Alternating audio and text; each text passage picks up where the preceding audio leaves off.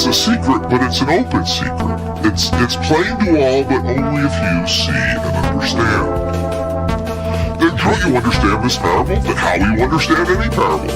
It's a secret, but it's an open secret.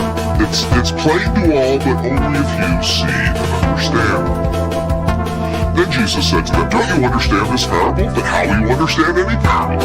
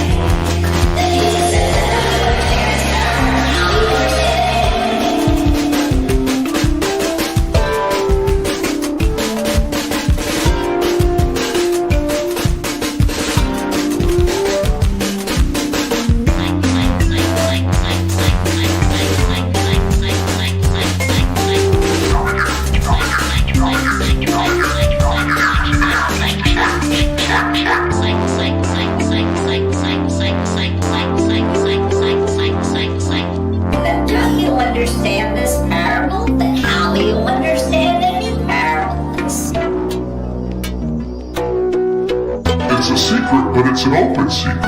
It's plain to all, but only if you see and understand. Then don't you understand this parable? Then how will you understand any parable? It's a secret, but it's an open secret. It's plain to all, but only if you see and understand. Then Jesus said to them, don't you understand this parable? Then how will you understand any parables?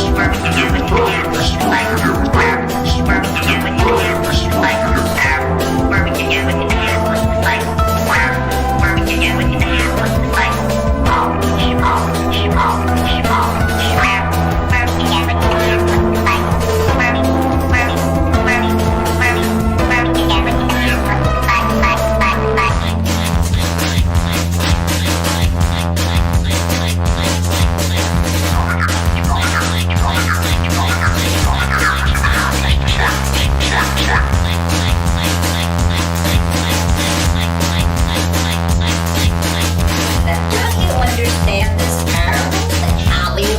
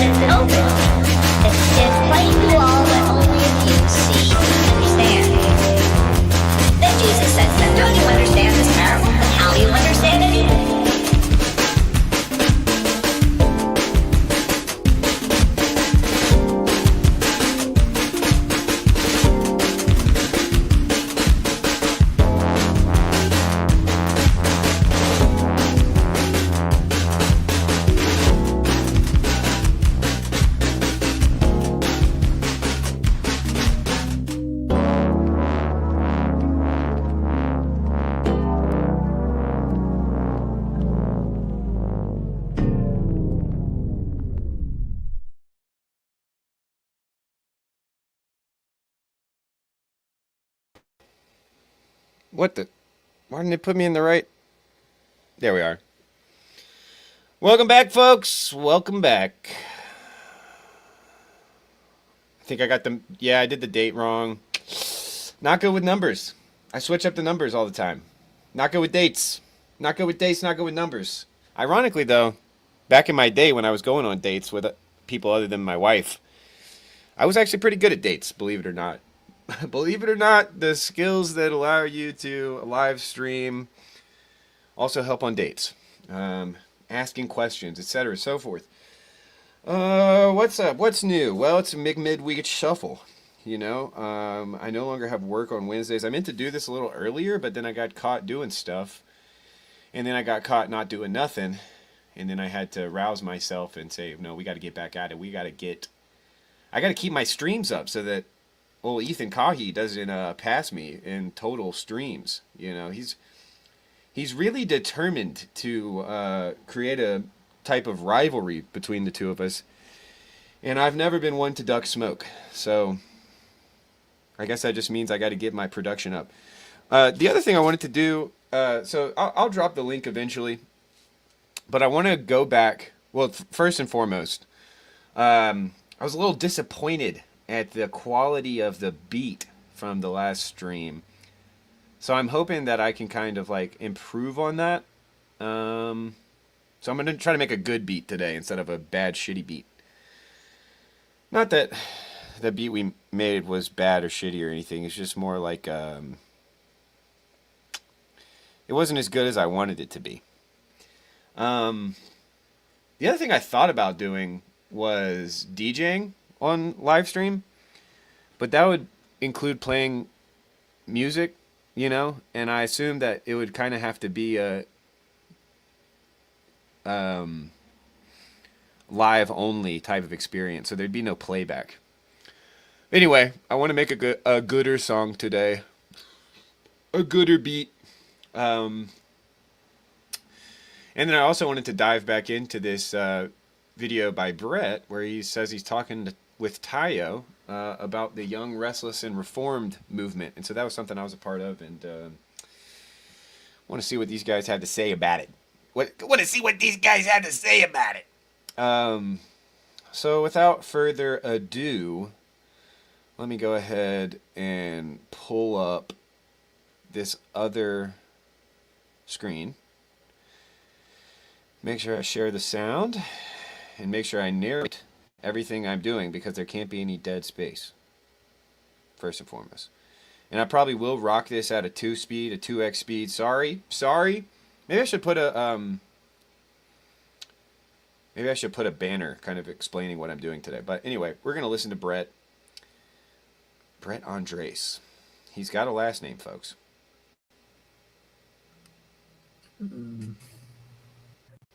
Oh, that's cool. You can just hover over it. It is toggled off God mode, so the crucifixion didn't fail as a fancy word. Fallacy. In the meantime, I'm going to be making a beat. Yeah. Let me share this. So, first Chris is talking about, is this toggled off God mode so the crucifixion didn't fail as a fancy word? And then he said, in the caveat, toggling off God mode doesn't reduce God's godliness at all. Yeah, I agree. I think that's a fundamental difference. I am bummed, though, that I can't share the screen with you, because I could just be shooting from the hip, although that would have been pretty amazing shooting from the hip, is what I just read. I don't think I could come up with that out of my brain. But I am disappointed I wasn't able to link up with, oh, here we go. Oh, I guess, hold on a minute. He wants me to send in the link. I thought he had my deal.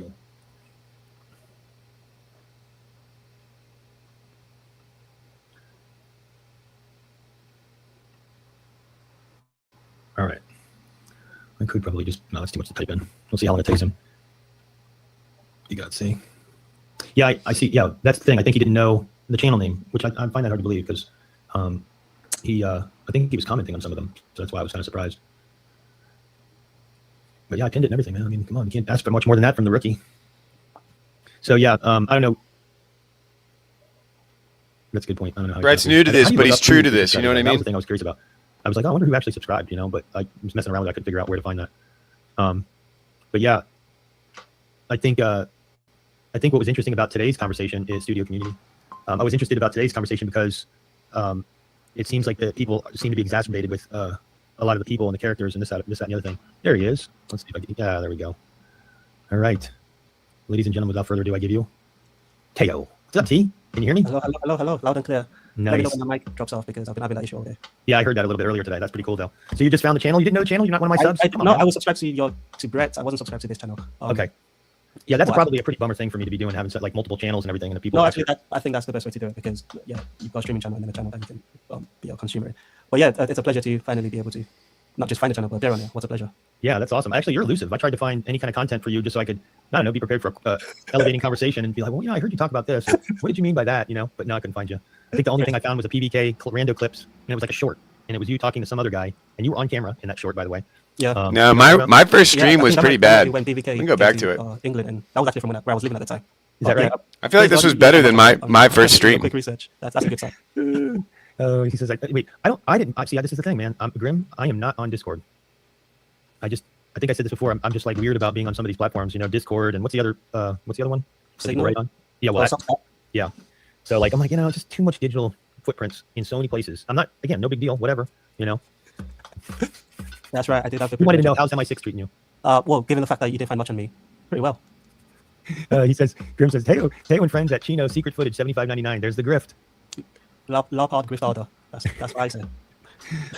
I love your branding, Grim. It's awesome. It is awesome. How long have you been a podcast? I've only seen you recently. To me, come out of the lurk is the term I guess used. But I've only seen you on live stream in the last few months. How long have you been paying attention? When did you come out of the lurk? Yeah, so when I did that, if you go back on this channel, you'll see I did a pilot video, and Mr. Grim Grizz himself graced me with his presence as my first online persona, and I was very appreciative of that. But in the beginning of that, or as that night went on, after he got off, I think I kind of explained the timeline. I put Jeremy, up what's timeline, up, big dog? Late 2024, moving into 2025. I appreciate your prayers. The way I found the corner was the way I found the corner was we're listening to Brett and Tayo. Piece homeroom on my pastor. Kind of a self-rando on our what they call Senate, which is the get together, and it was a pretty contentious one, and it was kind of like the culmination of a long drawn out year after year with COVID and everything. And finally, sorry to bury you, but which side of the Senate battle were you? I don't remember what the group was. Is Brett CRC? The two big ones, as of late, it was. So if you go back, I think it was 2023 to 2024 was finally the same-sex debate, and the majority denomination had shot all that down, which was very rare for denominations to do that. Most of them, the majority, usually fell the other direction. So as far as I knew, that was kind of an unheard of thing for a denomination to take that kind of stand. It's sort of like broke the trend of other American Christian and other denominations folding on that particular question. Yeah, and if you think about it, because we didn't have to make a decision so immediate, and it was pushed off for multiple years because of COVID and everything. I'm slowing it down because I respect Mark S. He's one of the few people who, upon request, I would slow it down for. Mark S., I'll slow it down for you, brother. We didn't get caught up in the whirlwind of, the movement. We didn't, what I mean, the pressure of that movement. So, but, other denominations, fell on that. But at any rate, the next big one was women in church leadership. And the way our denomination settled was that, locally, people can decide this on the elders and stuff can decide this on their own, and I'm not saying that I think it's biblical, but having said that, I could see unusual scenarios. Unfortunately, the rare scenarios is what causes the rule, and then it just opens it up the door. But everybody go subscribe to Restoring Meaning. An area in North Dakota, let's say. Got to hit those Lives of the Saints videos. I've seen a couple of them, Jeremy. Theologically sound, and she knows her stuff, and she's biblically literate. But I've been catching less stuff live. Are you really? It's just kind of weird. That and the algorithm, especially if they don't keeps people down. So it is kind of an unusual thing, but I am probably on the more conservative side of a lot of these points. But it sucks because you take a viewpoint, I think that you get branded being hateful or not loving, and that's not the case. We're just talking about leadership. We're just talking about different roles. I don't know. I just see things a little bit different. But I also am not willing to be ambiguous about it and be vague and try not to be contentious. Yeah, exactly. You get my point. Yeah, it's. I remember during that. At that point, I was already paying attention to Paul Van der Klee and watching religiously a lot of the videos was putting out. And during the synod, all the synods from the first time it got pushed off, it was sort of building it up as a there's this question that's hanging over our denomination that there's a fight. It was the framing used that we're going to have.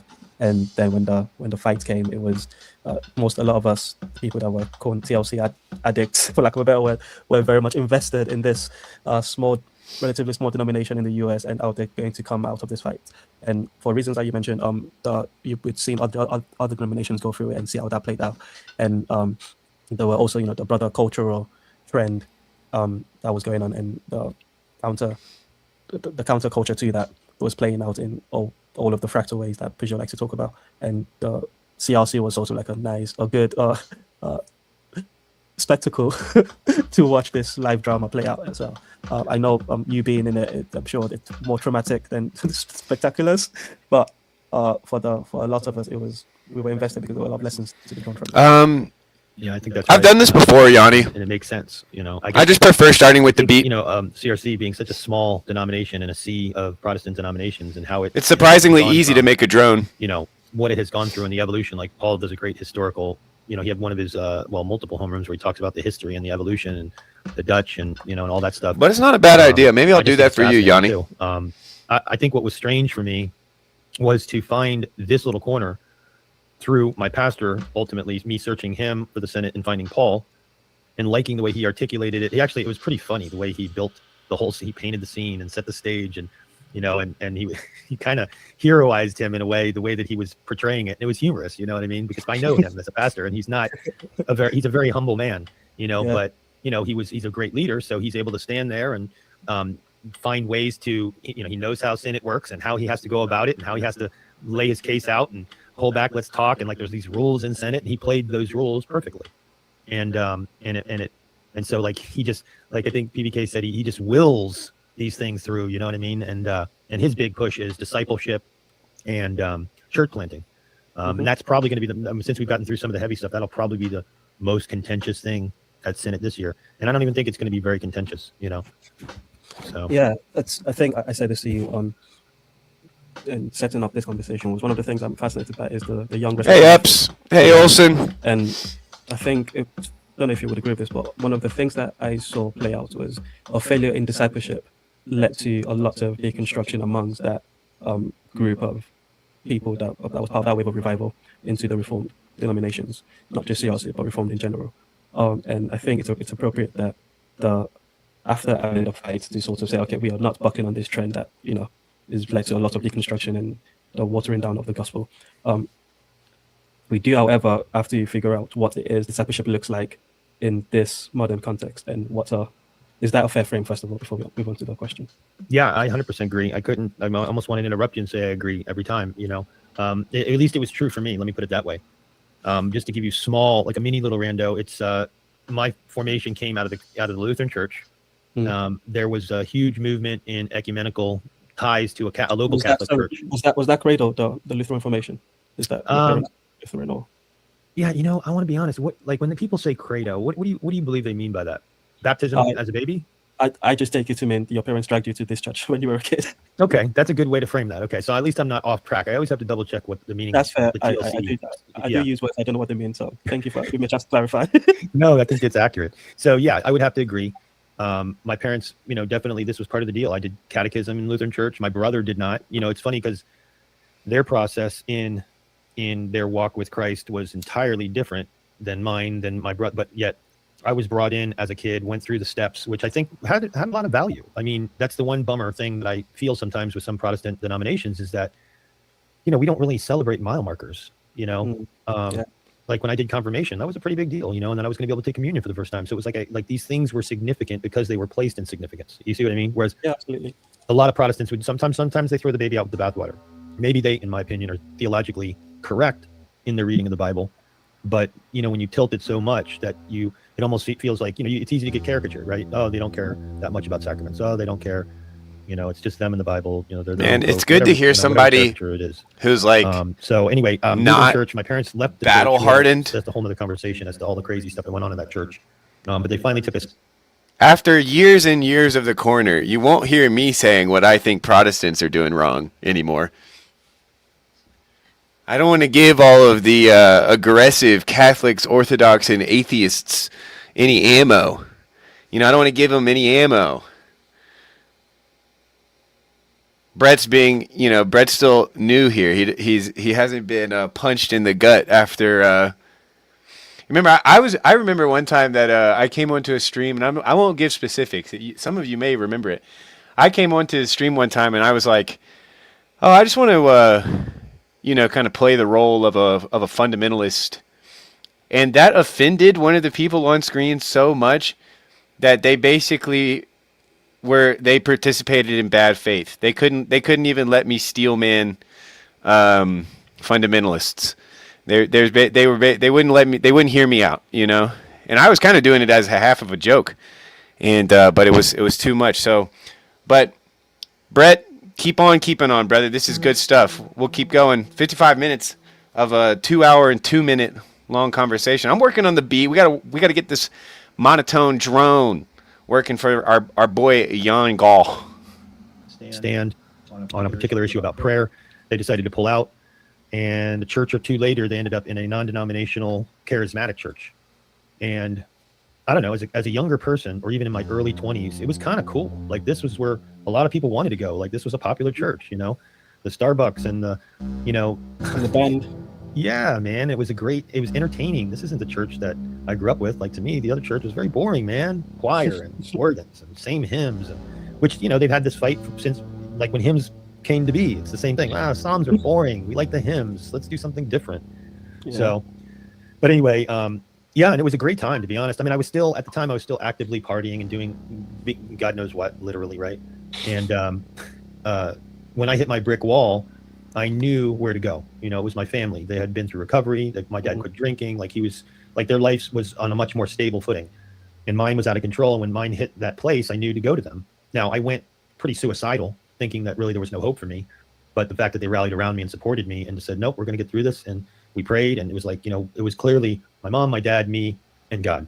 And that was, and it made my sobriety so smooth because I was 100% yielding to this whole process, and the non-denominational squishy Jesus was really valuable at that time in my life. Go ahead. Yeah, I was just going to say, you skipped the God of your understanding part and just submitted to the God of your parents, and that seems to have been helpful in your sobriety journey. Yeah, and it's weird because I guess, yeah, you're right. I mean, in a lot of aspects, I did. Years later, when I came back to the same denominational church that I was in leadership, in recovery ministries and stuff like that, actively in leadership for a while, I went to them with a certain criteria to say, hey, listen, I'm back. I want to serve. Let me let you know the restrictions that I put on myself, and this is how I feel about things, and and they took that in consideration. They had this. Let me think about this. Let me see where we could use you to serve, right? And not to get into too many details, but they sat me down after church one day and said that this is like literally right after COVID and everybody got comfortable doing church online. They basically recommended that I stay doing church. Well. And that I'm not. If it isn't the man who means to make of himself an enemy of me. Was this like a shock to you, or was this something that was been brewing before? No, this was a complete shock. I didn't anticipate this. I just anticipated, given the information I revealed to him, that we would have come to a place of where a good spot would be for me to serve. I'd done, when I was younger, I did prison ministries and different things like that. But even the prisons have their own restrictions, right? And if I couldn't fall into that category, then as far as they were concerned, my laptop is struggling to make a beat persona non grata, and run a stream, which was really, I know I'm leaving a lot of vague stuff on the table, and I don't have a problem sharing it. Just on the internet, I don't know. I think it's small steps in having probably more intimate conversations. This is true, Brett. You need your online persona needs to be prolific. I agree. Absolutely. I completely you need to learn how to keep secrets. I think you've told the story well enough that even despite the vagueness, the heartbreak of that is not lost on me. Yeah, and I can relate to people that have had church hurt. Like, when people say that, I'm like, I get it. But I also refused to allow these human fallen sinners to represent the Christ I knew Christ to be, and I wasn't going to let them get in the way of my walk with Christ. You know what I mean? Mm-hmm. Fire me in a way. So in a way, it was providential that, it lit a fire under me to learn theology, to study and understand, because there was part of me going, what do these people think they know that I don't know? Like, am I missing something here? And so I went to the pastor that Paul had did that clip on. I went and sat down with him, and I, kind of laid all the cards out on the table, and I told him this church had did and what their response was. And he looked at me and he's like, what are you asking me? And I paused and I'm kind of like, and he goes, are you asking if a sinner can become a church here? And I'm like, yeah. Yeah. And I was like, I mean, the absurdity of it coming out of my mouth and agreeing, yes, this is what I'm asking. It was just like, what am I thinking? So then I got, heavily involved in learning and reading the Bible. And then the Bible just exploded in my face. And I'm like, you gotta be kidding me, you know? So when I started reading the Bible for myself, and then obviously I wasn't just self-interpreting these things. There are things in the Bible that need no interpretation, despite how traditions like to twist certain things. There are things that are plain as day, and you're not, without taking them out of context and say, you know, this applies to me when he's writing a book to Jewish people, or he's writing a book to Gentile people. You know, he's addressing a specific issue. Instead of me personalizing every word in the Bible, you know, as a like a fortune cookie, you know, I was able to see it for what it was really teaching, right? So, yeah. That's So, Brett, so to answer your question, My laptop is struggling. no, sorry. I was going to ask how that your reformed switch affect your parents in that relationship. How did that? Were they also on a journey? Or? well, you asked about young wrestling reform, and this is getting Yeah, I do want to get there, but it's also a chance to get to know a bit of your story. This connects. This is what's so cool about this, or I think it's cool. So my mom was probably a lot more spiritually, I don't know, you know, she definitely No need to brag. saw in her walk with Christ, you know. My dad was obviously, you know, he was a man of God. He did a lot of great things and stewarded us as children to know what was important and what's right and what's wrong. But my mom's always more mushy and more like, you know, Jesus loves you, and that type of thing. But when I started reading the Bible and I started sharing with them, I was doing Louis Burkhoff's systematic. Yeah, theology. Olson. That's exact. I mean, that's what I was doing, but it was too powerful. Took a lot of the theological. My laptop couldn't handle it. Another theologian.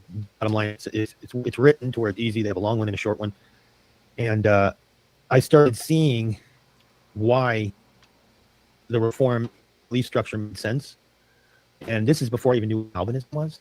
Like I don't like when I heard people say that, it sounded culty or like philosophical mishmash, or you know, like what, you know, that's overthinking things or whatever it is. But started unpacking it further and realizing that, wait a minute, these, like the tulip, right? It came from them responding to criticisms that Calvin was dealing with. So the tulip was his critics created this tulip, and this was his response to the critics and the points. And I thought that was fascinating. And reading them, there were things that I had questions about, like, how does this work? You know, this will, his will, how does that correlate? Well, it's clearly in the Bible. So am I supposed to say, I just don't understand it? I mean, you know, is that okay? And I was asking for a summary of this, that I could explain it to someone in the most simplest way possible. I said, or do I just leave it out there in tension? And his response was, yes. I was like, what? I wanted the best way to describe this in a smooth way that explained it quickly and concise. And he clearly stated, well, it's simple. The Bible says it. It doesn't matter whether I understand it. And he's like, you know, do you understand the Trinity? No, but the Bible clearly explains the roles of the Trinity, and that they clearly are written as persons, and we have one God, and they are each other in their own way, the way they, like, once you've seen me, you've seen the Father, that sort of thing. Like, yeah, that makes sense. I don't necessarily understand the exact way that it works, but it doesn't matter. I believe Based. that, I'm good with just that. I don't have to have Based. a specific explanation as to how that is possible when they're trying to Based, Brett. terms in the best way to be able to describe it. The Trinity is eminently reasonable. You know, the way that the Spirit operates, and the fact that the reason we have to Seethe. think of him as a spirit, but yet he's still clearly a person. You know, so when I was reading this, and I was coming to the realization that this makes sense. God's sovereign. Do I play a part in this? Like, do I play a part in my salvation? That's just insane to me. Like, I couldn't connect dots on that explanation. So all it did was cement me into this place that seemed by far the most rational. And I listened to all the debates. I listened to arguments against the belief. And, you know, like they'd say, well, why do you pray? Why do you evangelize? You know, if God's sovereign, you shouldn't have to do any of that stuff. I'm like, no. God calls us to do this. And because my heart's changed, I want to do this. Get wrecked, so Sam. much that I want to do these things. You're on notice, Tiedemann. No, he doesn't need me to do these things. You know?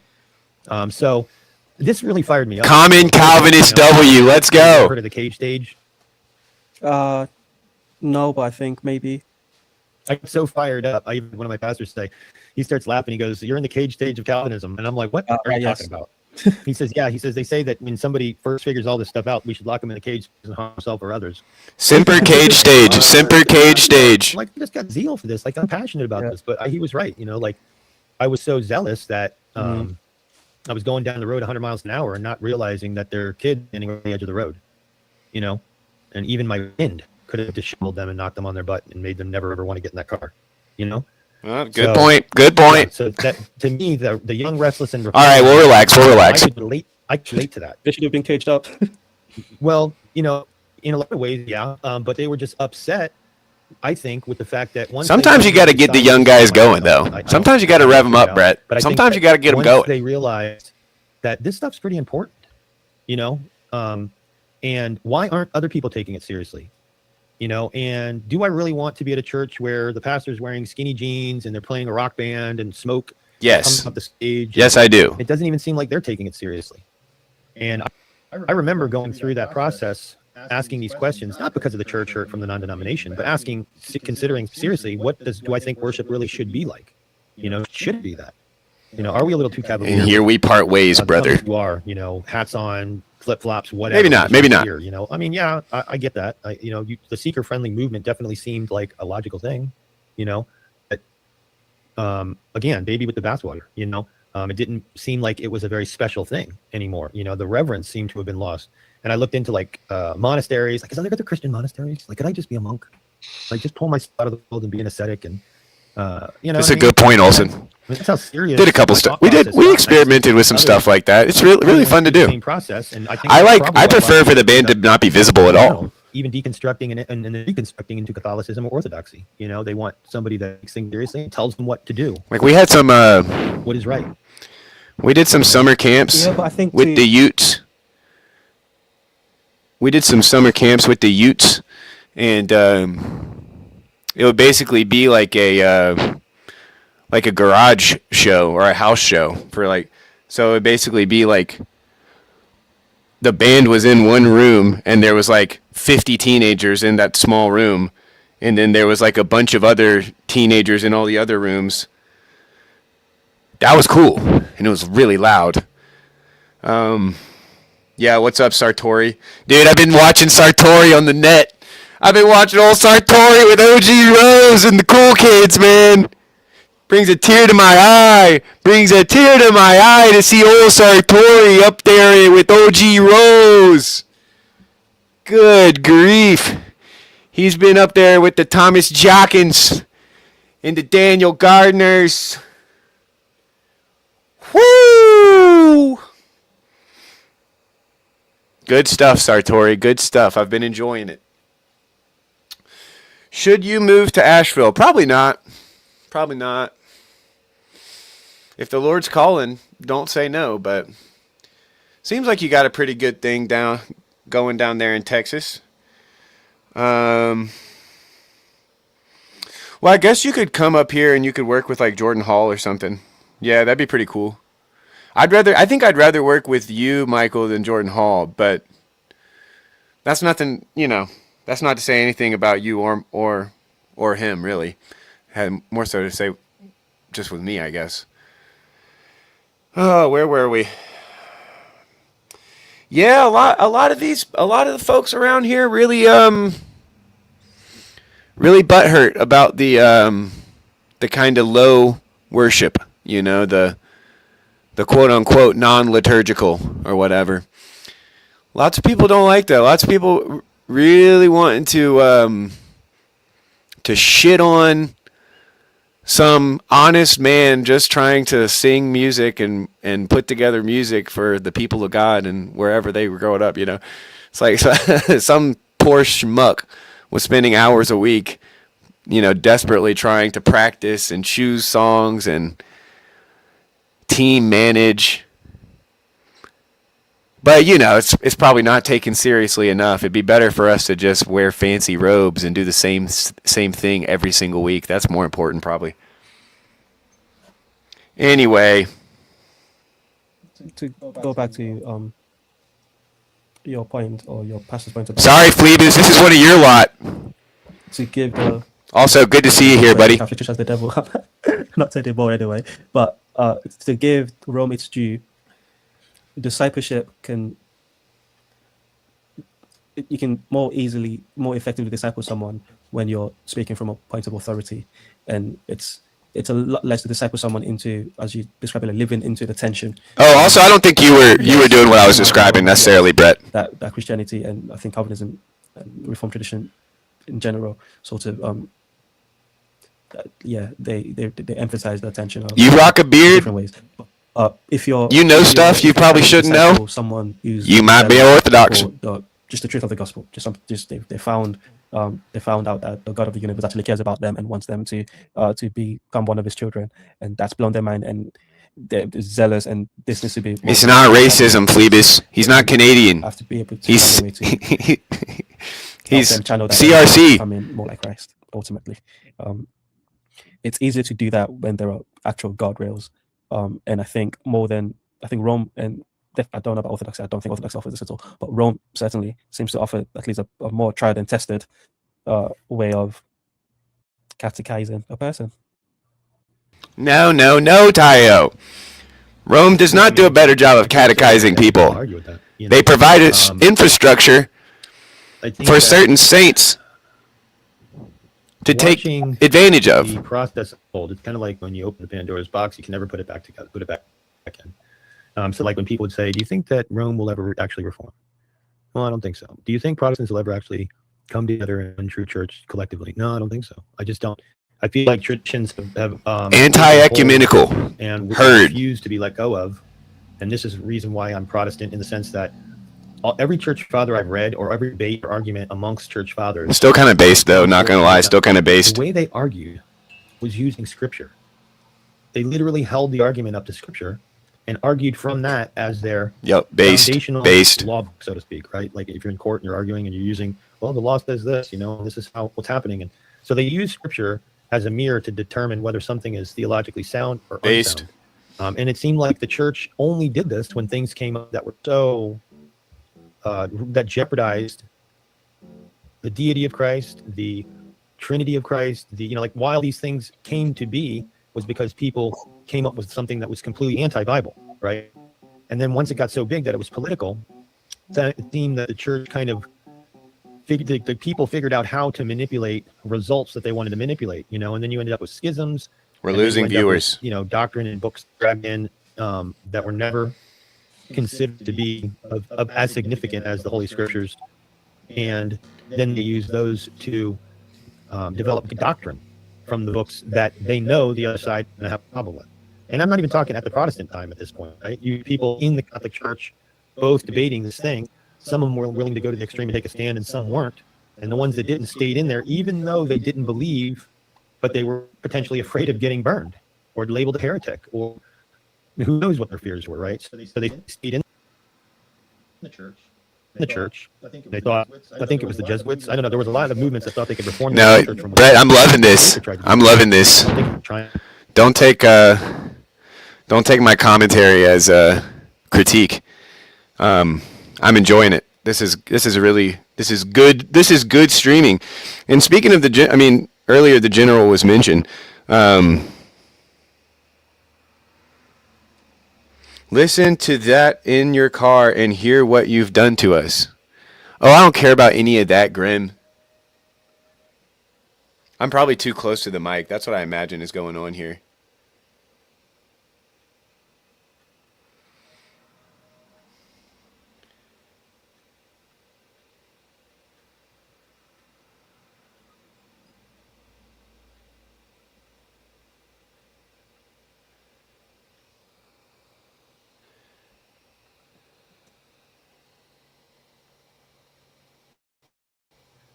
To start some for that you get dead air. They kicked him out. What was he supposed to do? It's like, okay, well, I'm not, I'm going to stand by the things I wrote because I believe them to be biblical. See, Young gets it. I'm an artist. I'm an artist. Scripture alone as to where I've erred, and here I stand. And Grim, that's not how mics work. I don't want to really to get old, tried, and I don't even know enough.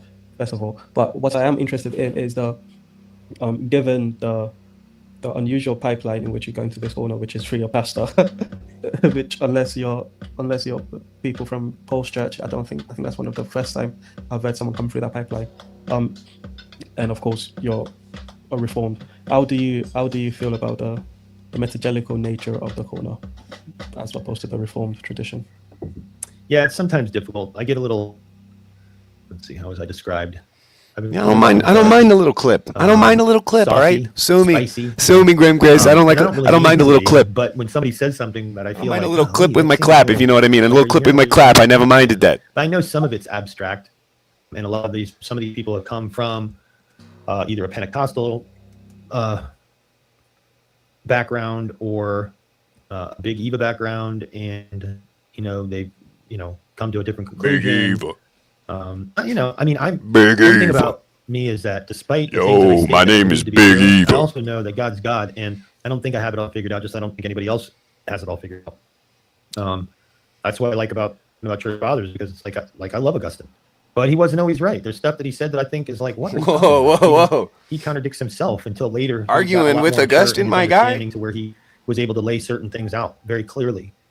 But I think that's the whole point of being sola scriptura, right? I mean, I feel Let's like go. if I can see a church father reconcile himself and Sola his beliefs scriptura. through Scripture, it makes sense. And I don't see much of that going on in the corner when it comes to certain beliefs and stances on You're right, theology. These folks it's almost don't like a read lot the of people stay in scriptures. the abstract to a certain degree, These but they folks haven't don't really submit to the committed scriptures. completely. And I can respect that. I'm not trying to push anybody completely out of Christianity. No, get their ass, or, Brett. give them a bad taste in their mouth, about this whole process. Y'all need to be I'll reading never your forget Bibles. when, I'll Mark say it Parker if said Brett that, won't. Again, not knowing what's hyperbole, I'm taking it seriously. That's Brett's too nice to say it. I'll say it. Read your Bibles, folks. Read your Bibles out there. Read the Psalms. Read the Proverbs. Hey, why don't you mess around a little bit? Read a gospel. Oh, why don't you wake up tomorrow morning, crack open an epistle. A nice cold epistle first thing in the morning. Oh, it's getting late at night. Why don't you wrap a blanket around yourself? Get into a little lamentations before bed. A little lamentations before bed. Brett, don't apologize for nothing, bro. These folks need to read the word. Yeah, curl up with a little Axe. Sheesh. Curl up with a little Axe, no body spray. Sheesh. his last option. And I'm like, okay, man, I gotta lay off. Like I don't want to be the guy, and I'm not that powerful, right? I just didn't want to be a part of something that he was able to as a stumbling block to Christ. Mm-hmm. And that's so like that gave not to only bring him up because I looked at myself and how I was treating people, and I wanted to be very cautious and careful with people, and realize that my mouth, I need to pay attention to it for my own sake, just in case it does build a stumbling block, even unbeknownst to me, because I'm just a talkative dude. So what about you? How did you get to the corner? There's no rando on you, is there? There might be. Let's see if Kaya spills the beans. A long time ago, I shouldn't have mentioned that because it's a buried one, and now anyway, it doesn't matter. But Wait, what did he say? What did he say? How did I get into the corner? I'm a lockdown wave TLC member, so this was so good. And I can respect that. I'm not trying to push anybody completely out of Christianity or give them a bad taste in their mouth, about this whole process. I'll never forget when Mark Parker shared that, again, not knowing what's hyperbole, I'm taking it seriously, that's his last option. And I'm like, okay, man, I gotta lay off. Like I don't want to be the guy, and I'm not that powerful, right? I just didn't want to be a part of something that he was able to as a stumbling block to Christ. Mm-hmm. And that's so like that gave not to only bring him up because I looked at myself and how I was treating people, and I wanted to be very cautious and careful with people, and realize that my mouth, I need to pay attention to it for my own sake, just in case it does build a stumbling block, even unbeknownst to me, because I'm just a talkative dude. A good word, Brett. A good word. So what about you? How did you get to the corner? There's no rando on you, is there? There might be one. I had a fringe encounter with the general once a long time ago. I shouldn't have mentioned that because it's a buried one. And now Oh, with the general himself. But yeah, how did I get into the call? I'm a lockdown wave CLC member. So this was So COVID? I think 2021, 21, 22. One of those two was when I first stumbled upon. What ultimately dragged me to the corner was finding the Peterson and Jonathan Pidgeot conversation the one they had when Peterson first came back. And that's a big canonical conversation in the corner. A lot of people point to that conversation. And I was one of those people who was part of that way. And I remember leaving a comment under that video like, where can I find people that talk like this? Namely Christians, because I was never deconstructed from Christianity, but definitely at a church is just an institution, bro. What we need is really just the people. And anyway, all that dumb stuff of thinking you can be a Christian by yourself. That was as far as I came to deconstruction was that. But finding a Peterson Pidgeot conversation, I was like, oh, this is a type of Christian conversation that I've not seen. I knew of Peterson, but mostly saw him as a self-help guy. For the most part, although I did find some of his biblical interpretations interesting, especially in Rogan, only in as much as this is unusual for someone in the mainstream taking the Bible this seriously. But then, after that conversation with Pidgeot, whenever that was, I left that comment, and then algorithm gods popped up. PBK was doing a commentary on that video, and I watched that, and I was like, I really like PBK. And I binged. I didn't quite make it all the way to the beginning, but I went back a long way in this catalog to sort of get up to date with a lot of the lingo. And if you do that for long enough, you find the cast of characters that sort of make up the underbelly of the TLC, and that's how I got. And eventually, I went to Chino, whenever Chino was 2023, I think, and got to meet a lot of the people, and so I've been here a while. That's so cool. Yeah, that's pretty cool. Yeah, you're right about Peterson as far as like, wait a minute, he's pretty mainstream. A lot of people listen to him. I mean, he ends up on, Rogan, and you know what I mean? And yeah, you're right. He talks about the Bible, wants everybody to take it seriously. And you almost felt like there was going to be a Christian that just drops the hammer and says, no, I believe this stuff. I'm not that much of a Peterson. I don't think I was, again, like I said, in as much as it was taking the Bible seriously on the mainstream stage, I found that interesting. But as far as what he actually had to say about the Bible, I really liked his Cain and Abel thing. But I think that's as far as I go as it relates to Peterson and the Bible, because to me, his whole shtick was individualism, was put yourself up. I find the biggest boulder you can carry. And I was like, no, Christ, the burden is light. That's where you need to focus on. But to me, it was never close to making that jump. Yeah, but, no. It was disjointed, for sure, in that regard. Yeah, but I did. Interesting that he thinks of that as individualism. At the time, now it's in what I would call it, instead of what I would call it, which would be like Joe Rogan is a Canadian. What is it called? I can't remember the guy's name. I can't remember the homie's name. Well, anyway, I need to drop the link. Oh, Everett V. Rune, yes. We are Freddie's favorite. He also likes it because I'll make him a beat. I make a beat for him to freestyle on. So it's not just the craziness of the content. All right, I need to drop the link because my wife just got off from work, and so I'm going to have to go pick her up. So I'm going to need some people to come on that I trust and that I can entrust the conversation to. How Luke kind of will get the convo going, or how he used to. Now he kind of, he has to police it in a way or two. But I'm about to drop the link, and I'm going to need somebody else to, I need some friends to hop in.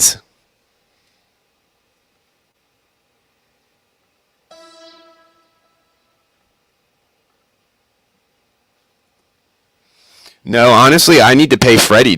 I probably owe Freddie money. Noah, that's the crazy thing about it. I probably owe Freddie. Although Freddie, if you see this, we need you back up and active, bro. The streets are missing you. I live on the other side of the country, and even I know that Sacktown is missing Freddie D. Vroom vroom.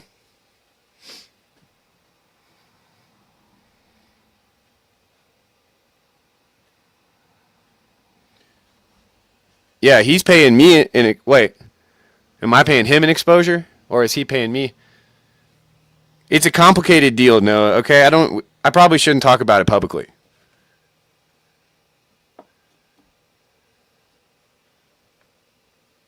Yep.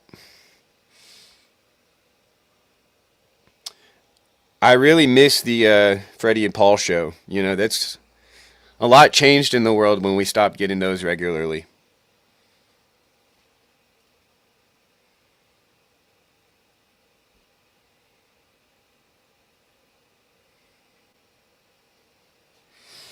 When I see One Love, I can't help but think of the POD lyric. One love. Is it easier said than done? Can I rise above everything that's in my way? Like what you say. You let your tongue get loose. And when push comes to shove, not used to walking away.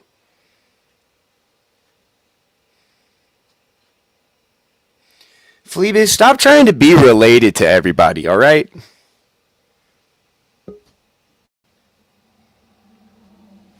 There he is. Welcome, sir. How are you? Oh, hey guys. Can you hear me? I can hear you. Can you hear me? Yeah, you're probably echoing. I need to switch over to my phone, but just, yeah, introduce yourself. You know Freddie? You know, are you another CRC? Is this a CRC invasion of the chill stream today?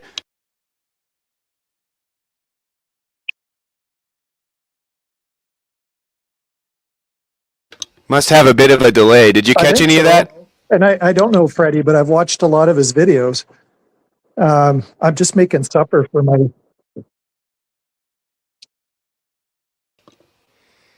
Oh, yeah, there must be a delay. my kids. So I came outside. For some reason, my earbuds. For some reason, I'm living in the future. Yeah, I think you guys are living in the future. All right, are you there? Can you Yeah, hear me now? yeah, yep, I'm here. I'm here. All right. Yeah. I Okay, was just making supper for the kids, and I thought I'd pop on and say hi.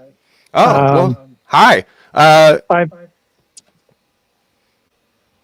How can I turn down a chance to be on McMo's stream? Now I don't know if I could actually run your stream, McMo. I don't think I'm that good, but I'm kind of the rubber dinghy of the TLC. I'm pretty new and I don't really know what I'm doing, but I sure love Did I see you? commenting. Did PVK rando you recently? No, I'm supposed to rando with him tomorrow. Oh, And I was on his live stream. So I don't know if that it's a rando live will stream actually, rando? No, like I was on this live stream twice, and then tomorrow I'm doing a rando with him. Oh, that's okay. That's where I recognize you from. Yeah, the Yeah, Friday but live streams. Okay, okay. but I did. Yeah, I know some of these guys. Brett's kind of reached out to me a couple of times and been super friendly. And I met Brett in Florida, and I am a CRC guy. Part of, I guess, our classes out here. No need to brag. In Alberta. Is that the accent? The Canadian accent? The CRC has brought more Canadians into my life than I ever thought was possible. Oh man. Yeah, you know what? I came down to Florida and I just love visiting Americans. Like there's just something refreshing about them, I find. And I don't know. I think we're just kind of natural friends down here, or I should say up here. Yeah. It's not mutual. We don't like y'all. Well, no accounting for bad taste. I think we're mostly pretty good folks. Oh, look, there he is. PVK is in the comments right as we speak. Yeah, so I don't want to spoil your rando, you know? That No, a lot of the no, stuff no, I would no. ask you is similar to what PVK would ask you. But No, and really, I'm just like Paul was so gracious because I reached out to him. I wasn't even a supporter. I just had like a $3 subscription or whatever.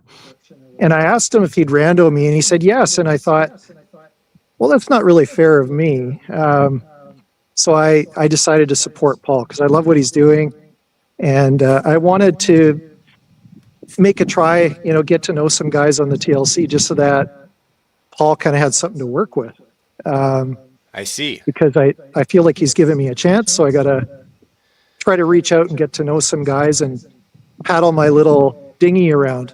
Okay. And Yeah. so, are you wanting or are you planning to be a flotilla ship captain? You want to kind of start a channel and create content, or are you more so wanting to participate in the conversations that occur on live streams? I guess at least you want to do that because you hopped on this one. So, but are you also thinking about doing something creatively? Well- Second part of the question: are you or are you not some sort of pastor or something? I'm not a pastor. I don't even play a pastor on the internet. I am. Okay. I actually am a practicing psychologist here. Oh, that's worse. Yeah, I know. We're sort of like, I don't know, soul. We do what pastors used to do, right? Soul care kind of stuff. And we're quite limited in our methods, but I don't know. I enjoy it. I really love working with people. I do have a tiny kind of semi-cringy channel right now.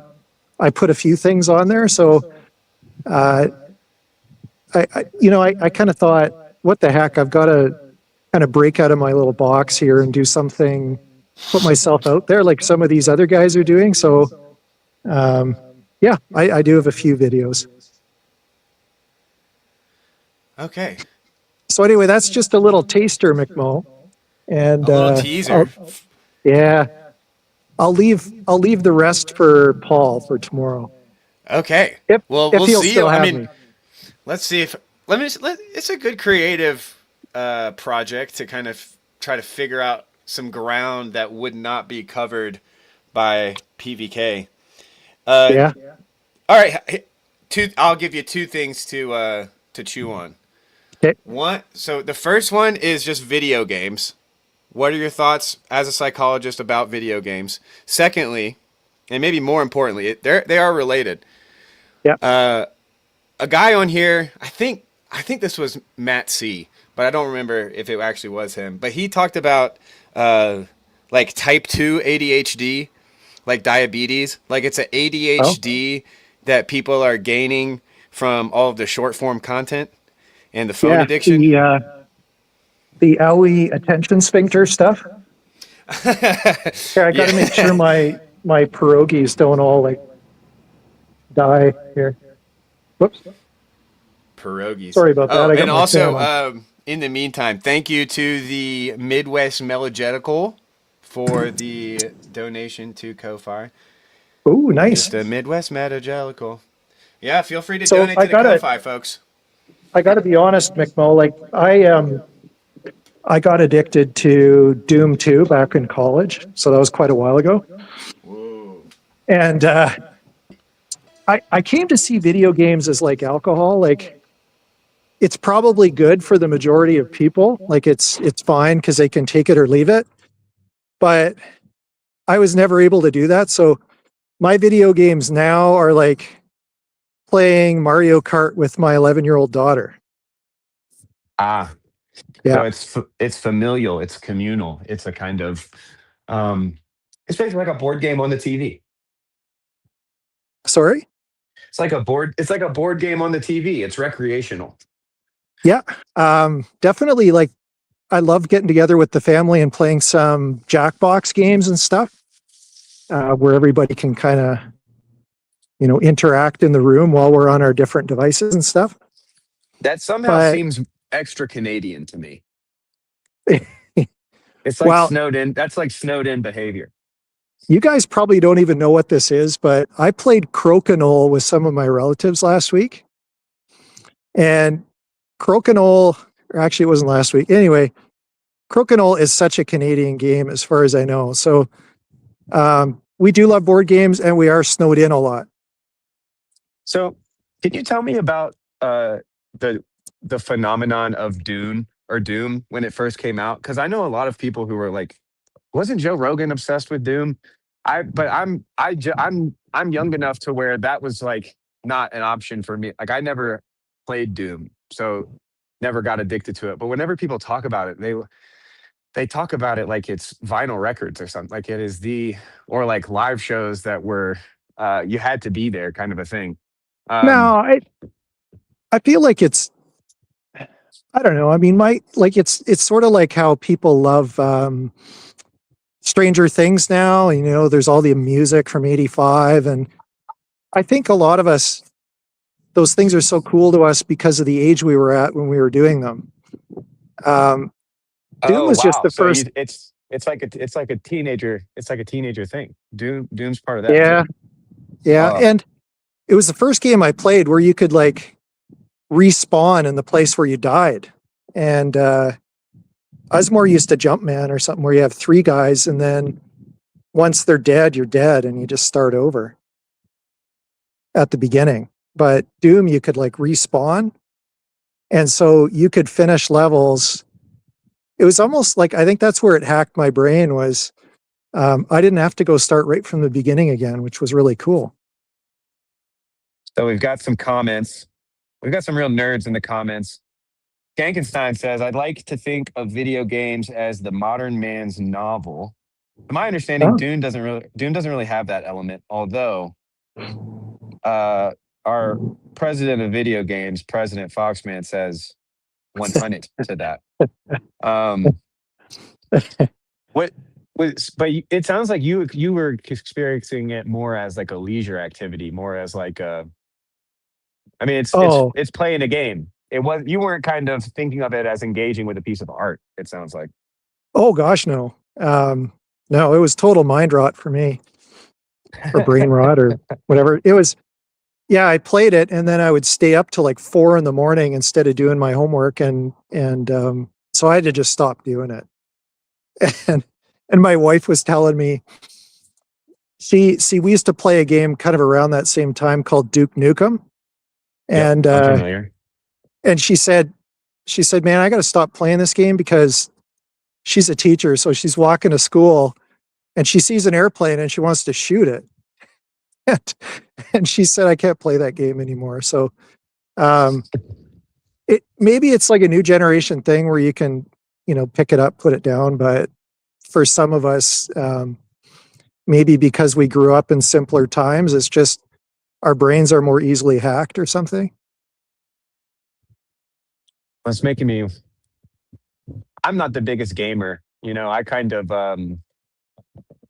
do it as a leisure thing. I don't really invest a lot of attention towards it as a art form very often. I have before, but usually I'm just kind of pretending to be a GM in the NBA and drafting the right players so that the Hawks go on 10-year dynasty runs. But As for your second question, like, I guess what you might call acquired ADHD. yeah, I have taken some training in ADHD, like specific therapies designed for it. And even more importantly, I've listened to some of Grim Grizz's stuff about the attention sphincter, and I thought that was kind of brilliant. is that how you found me? Was through Grim Grizz? No, you know what? I heard about you through Freddie. Oh, sick. Like I don't know Freddie, but I love dog bark and watching some of Freddie's stuff. I used to work with adults with disabilities. That's kind of how I started out, and I just have a real soft spot for guys who just maybe didn't start out with that many cards, and they just put themselves out there and they play those cards like crazy, and I just admire that. So when Freddie talked about Well, that's liking probably why you like McMo, Grim Grizz too, because he's got lots of cards. yes, he does. Yeah. Hey, I got another question for you. This is a fun get to know you question. What's the last book you read? And I count listening to audiobooks for the record. Yeah. So I just read a Jonathan Archer novel. I really like I'm him. not familiar. And then, tell us a little bit about Jonathan, is it fiction? Fiction it novel? is fiction. Yeah. Yeah. So Jonathan Archer, is, I believe, a member of the House of Lords, but he's also a novelist. And he writes some fairly, I don't know, like very English kind of detective novels, government, intrigue, that kind of thing. Ooh, are you familiar with thislittlezine.com or this little corn? No, it's this little zine. Do you know what I'm talking about? Yeah, so that's Skankenstein, right? Yeah, that's Skankenstein. The last issue of the zine was a short story anthology about progressive Islam cyberpunk. The next one Oh, is detective. It's going to be detective short stories. oh, So okay. maybe Well, we should get you as a celebrity reviewer because that's so, last time he talked to OG Rose afterwards, Daniel Gardner, and that was oh, wonderful.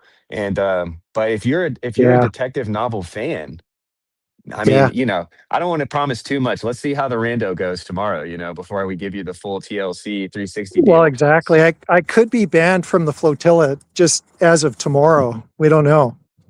That's That could true. go either way. I don't think anybody's Um, been banned from the flotilla. Usually what happens is people say, I am not a part of the flotilla. I'm part of a different metaphor and with a different oh, name. And so that's I probably don't how have you any better ideas, McMo. So I'm happy to float in among the flotilla. I was I think thinking, like, so what would far we've only what's had that? one public I think so far we've only had one public canceling and Oh, okay. it wasn't by people in the flotilla. It was Yeah, it was someone that was kind of flotilla adjacent, was in the flotilla to some extent, got canceled from somebody who was way above our station in terms of YouTube status hierarchies. So, but yeah, there's yeah. nothing to worry about with that. It'd be very surprising to me if a Canadian got banned uh, in general.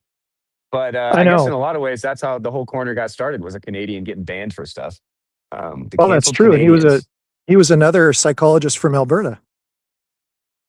That's true. Yeah, Oh, and before I as forget, I've been trying to type out this comment while also active listening. yeah. But I fallaciously told Scott in the comments that I am in the ATL. I am not in the ATL, but I go there Oh, often because I love the ATL, and I'm from Georgia originally, so the Hawks are my team.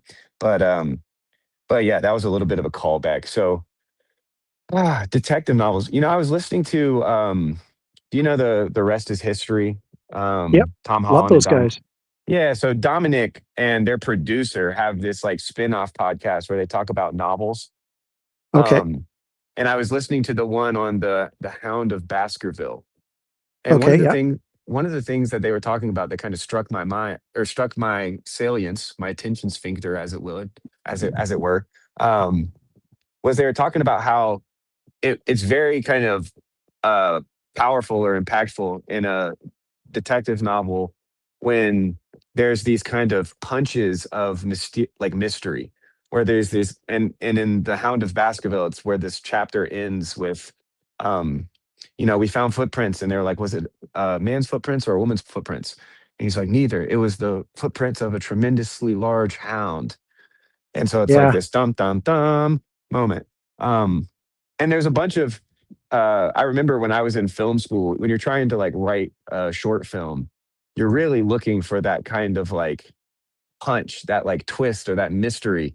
And often Yeah. in detective novels, it's like there's a interesting way in which either it's like a string of barely related mysteries. But I think, and correct me if I'm wrong, but it seems like in some novels, it's like the mysteries compound on one another. And it's almost like it's the same mystery being twisted in a bunch of different ways. I wonder have you thought at all very much about the kind of what makes a good detective novel or story versus a bad one? And kind of what are some of those um, meta moves that or literary moves that the authors can wield as they're trying to write these detective stories. Oh my What does that make gosh. you think of? It's no pressure. Just think Yeah. of me as a very annoying person to sit next to at a bar and Yeah. just do your best. We're not live streaming. Just forget about the Well, audience.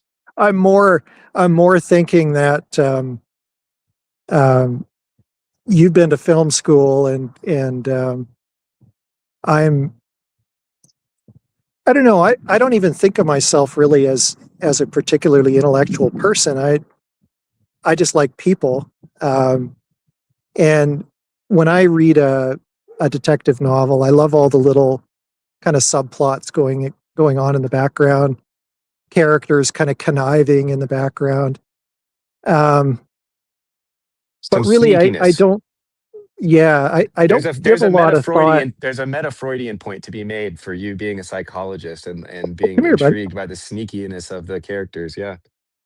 Well, see, I think people usually assume that psychologists know a lot and we're, you know, 2 steps ahead and stuff like that. But one sec, I got to pick up my dog here. Yeah. People do think that. But I suffer from the opposite ailment. I tend to think that nobody knows anything what they're talking about at all. That's why I was really resonating with the Brett Sola Scriptura sermon earlier. oh, I missed that. I just got Oh, back that's from okay. work. Don't worry about it too much. The thing is, this is such a metagelical and ecumenical place that the Protestants very rarely stand up with their, and say with their full chest that the Holy Scriptures are the single authority for, life and godliness. Wow. It's a rare occurrence. So when it happens, a fool like me will come along and want to hype up the Protestants to speak their piece, to say it with their chests out. They got nothing to be ashamed of. Now, McMullen, are you sure? Are you sure you don't just like drama? I thought we said, "Here we stand and can do no other." I thought that was kind of like the start of this whole thing. Yeah. And but now, no, we're all trying to be metagelical and fight the meaning crisis together and all this jazz. But we got to Totally. remember our distinctives, or else Phoebus will get onto us. And Well, luckily, Skankenstein is here. So I'm hey, gonna transfer hosting duties over to Skankenstein because I got to go pick up my wife from work. sounds cool. I got to go feed my kids. Thanks, McMo. Okay, see you later. All right. Oh no, am I in charge now? Well, What are you thinking, sir? I'll stay on. I'll stay on because I'm I on my. gotta.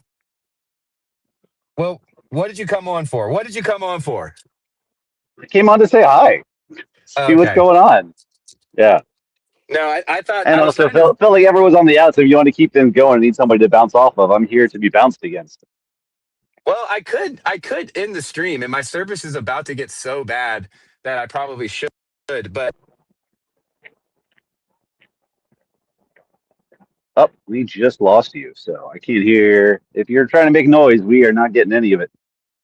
Uh, uh, uh, uh. I do reject marshmallows. They are. I mean, I don't want to say like they're for children, but they are. The pressure is palpable, and I'm on my phone, so I can't even like hardly see anybody's comments. This is a nightmare. Oh my goodness. Uh, how can I lead you if you can't even spell my name properly, Scott? Come on. All the way. Also, although I will say I was on the Grim Gris stream for a little bit earlier today, and super excited. Might as well give you guys a greater regional aggression protocol update. The number of campfires we have is increasing. This is very exciting. We went from 2, well, 1.5 really this morning to, I think, 4 halfway confirmed spaces. So if you are in the greater Pacific Northwest area, come hang out. I hear there's a campground popping up in Florida. One was announced in Ixnon, Wisconsin, by a TLC power player. So strongly recommend you trundle out to the Midwest. And then somebody wanted to get something going in Kansas. I don't know why you'd want to go to Kansas unless you are a John Brown nerd like myself and President Foxman. But I mean, I guess that's good enough for a reason. Oh, autocorrect. I guess I can't really fault you for not noting my name very well. I was censored in this video game that gave me a mystical experience. Because you're allowed to do things to the environment that other players throughout the internet can also see. But when every time I tried to fixed out, so I'd be star Einstein. They refused to give me my full name.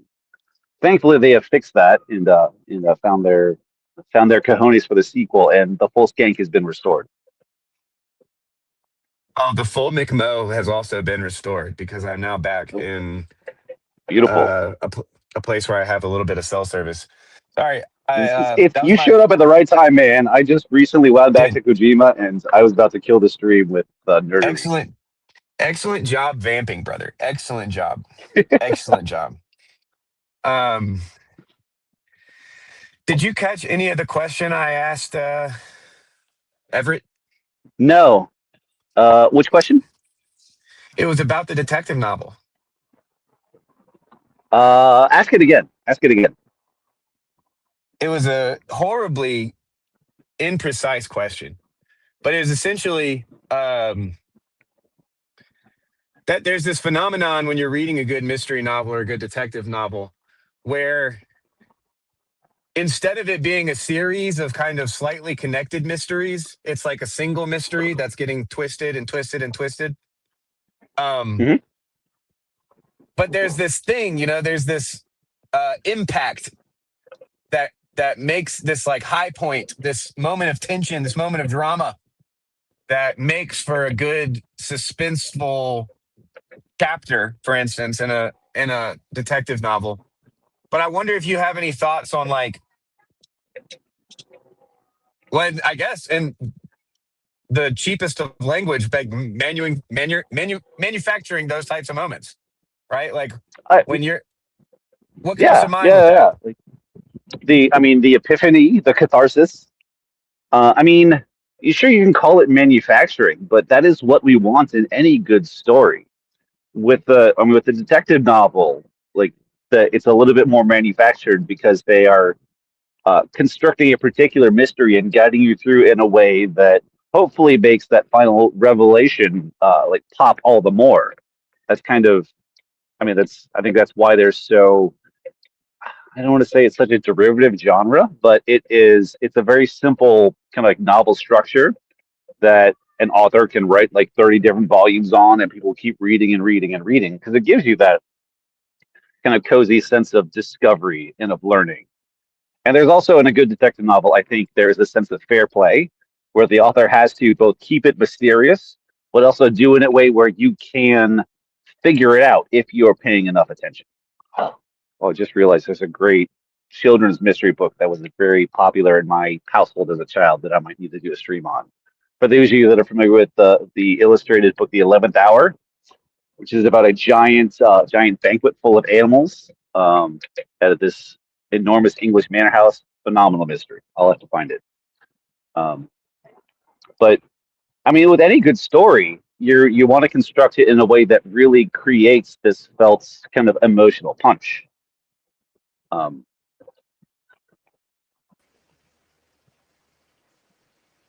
so, I mean, I think the detectives are it's a sort of like in some cases a pulpy genre, and so it can feel a little more constructed because it's a little bit less I don't know like artful in some cases, but like I don't know like this is I mean we're fully postmodern here in a lot of ways, and so low culture has just as many things to tell us about the human condition as high culture does, and just the sheer like popularity of the detective story, the detective character, the detective novel over the last 200 years says something important about human beings. It's something that we have Well found worthy of said. our attention for a very long time. Well said. Hello, Sherry. How are you? Hey, Hi, McMo. I just wanted to say hi. Well, hi. Hello. How hello. are the sheep? They're alive. Praise the Lord. Half the battle right there, right? Yeah. Especially when your sheep shearer slices one of their main arteries open. Ooh. Oh my goodness. Yeah. We had a lamb slain before the foundation of the farm. No. Hey, if you'd wanted that, you would have just gotten the lawn guys to do it, right? Why go to the shearer if they're going to be performing I hear they're a surgery? lot Good cheaper. grief. Yeah. I don't know if you can see. I don't know how to turn the camera. Can you see? Well, if I wasn't on my phone, I would. Oh wait, yeah, I can. There it is. Lovely, Yeah. Oh my idyllic, gosh, look at that. pastoral. Oh, gorgeous. We need to be camping on Sherry's property, Skang. Oh, you Hey, made me That's the say. real move. We've been Yeah, trying well, to draw her down to our PNW campouts for a little while. there's actually some vacancy in the month of May. Anybody from the You heard it anybody here from first, the folks. Oh, yeah, you heard it free first. ingression in British Columbia. Yeah, you got to have a decent passport and no criminal record to come. Hard to find Oh in this man, hive yeah, of scum and villainy. those are two difficult things to attain. Yeah, well, Quite, quite we'll difficult. know who has and who doesn't have because I don't know where I put my clean criminal record. where the hell did it go? I know. We just spent the last Well, 3 months you guys carry the disparaging one of the stream. great religions of the world. I don't think Canada's going to let us in anymore. Canada I didn't not know let you. you in. I didn't know you I guys were think that's disparaging. if Canada doesn't I let didn't you think in, I was either. if Canada doesn't let you in, you should be grateful.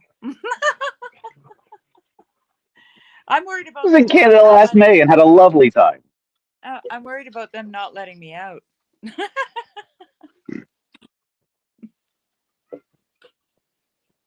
Mm-hmm. She says from her beautiful location farm out in the wilderness. It's like Please don't you're lock me in living the in briar like patch, please. you're living in like paradise and lockdown and dystopia at the same time. Yeah, no, it's really it's a burning bush situation Oh, here. Canada is on oh, fire and yet it is not consumed. oh, That's right. oh. Olson is reminding me when I did go to Canada to go see Martin Shaw last year, they almost didn't let me in. They got very aggressive regarding the balloon animal situation. Because when they ask you things like, what do you do for a living? And uh, everything that I do sounds fake and made up, and trying to convince them I'm a good, upstanding citizen, they're like, that's not a real job. That's not a real thing. What are you really here for? Like, You know, that's not even why I'm here. I'm just on vacation. And they they literally told me because I had my gear, this time, but next time, do not lose to Canada. yeah So they my art is being censored. they grilled Jacob Federecci when he came up here, and then they phoned me to ask me That's if I knew him. valid. That's not.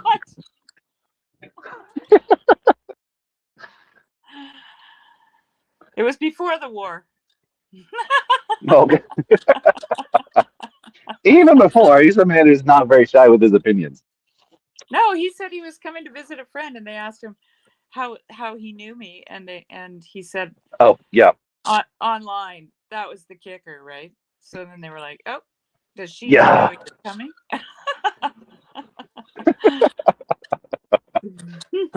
Like, have you been catfished, sir?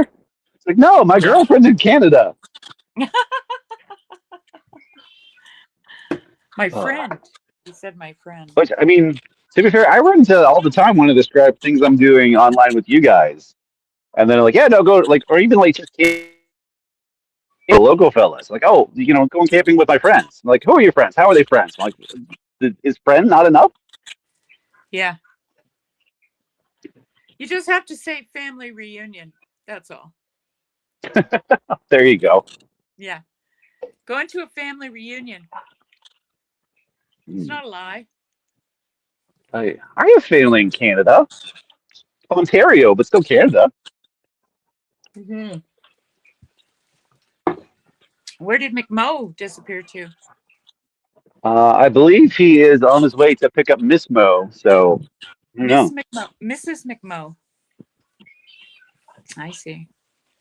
Mm-hmm. Well, I'm going to Yeah. leave you to, you can monologue, Skank.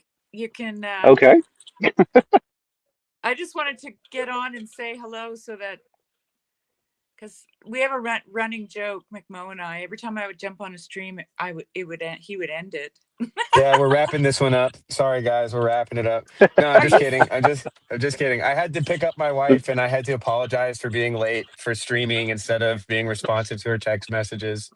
So, I had to eat crow for the last 5 minutes, so I removed my avatar from the screen. You should have left the camera running. That's quality content, sir.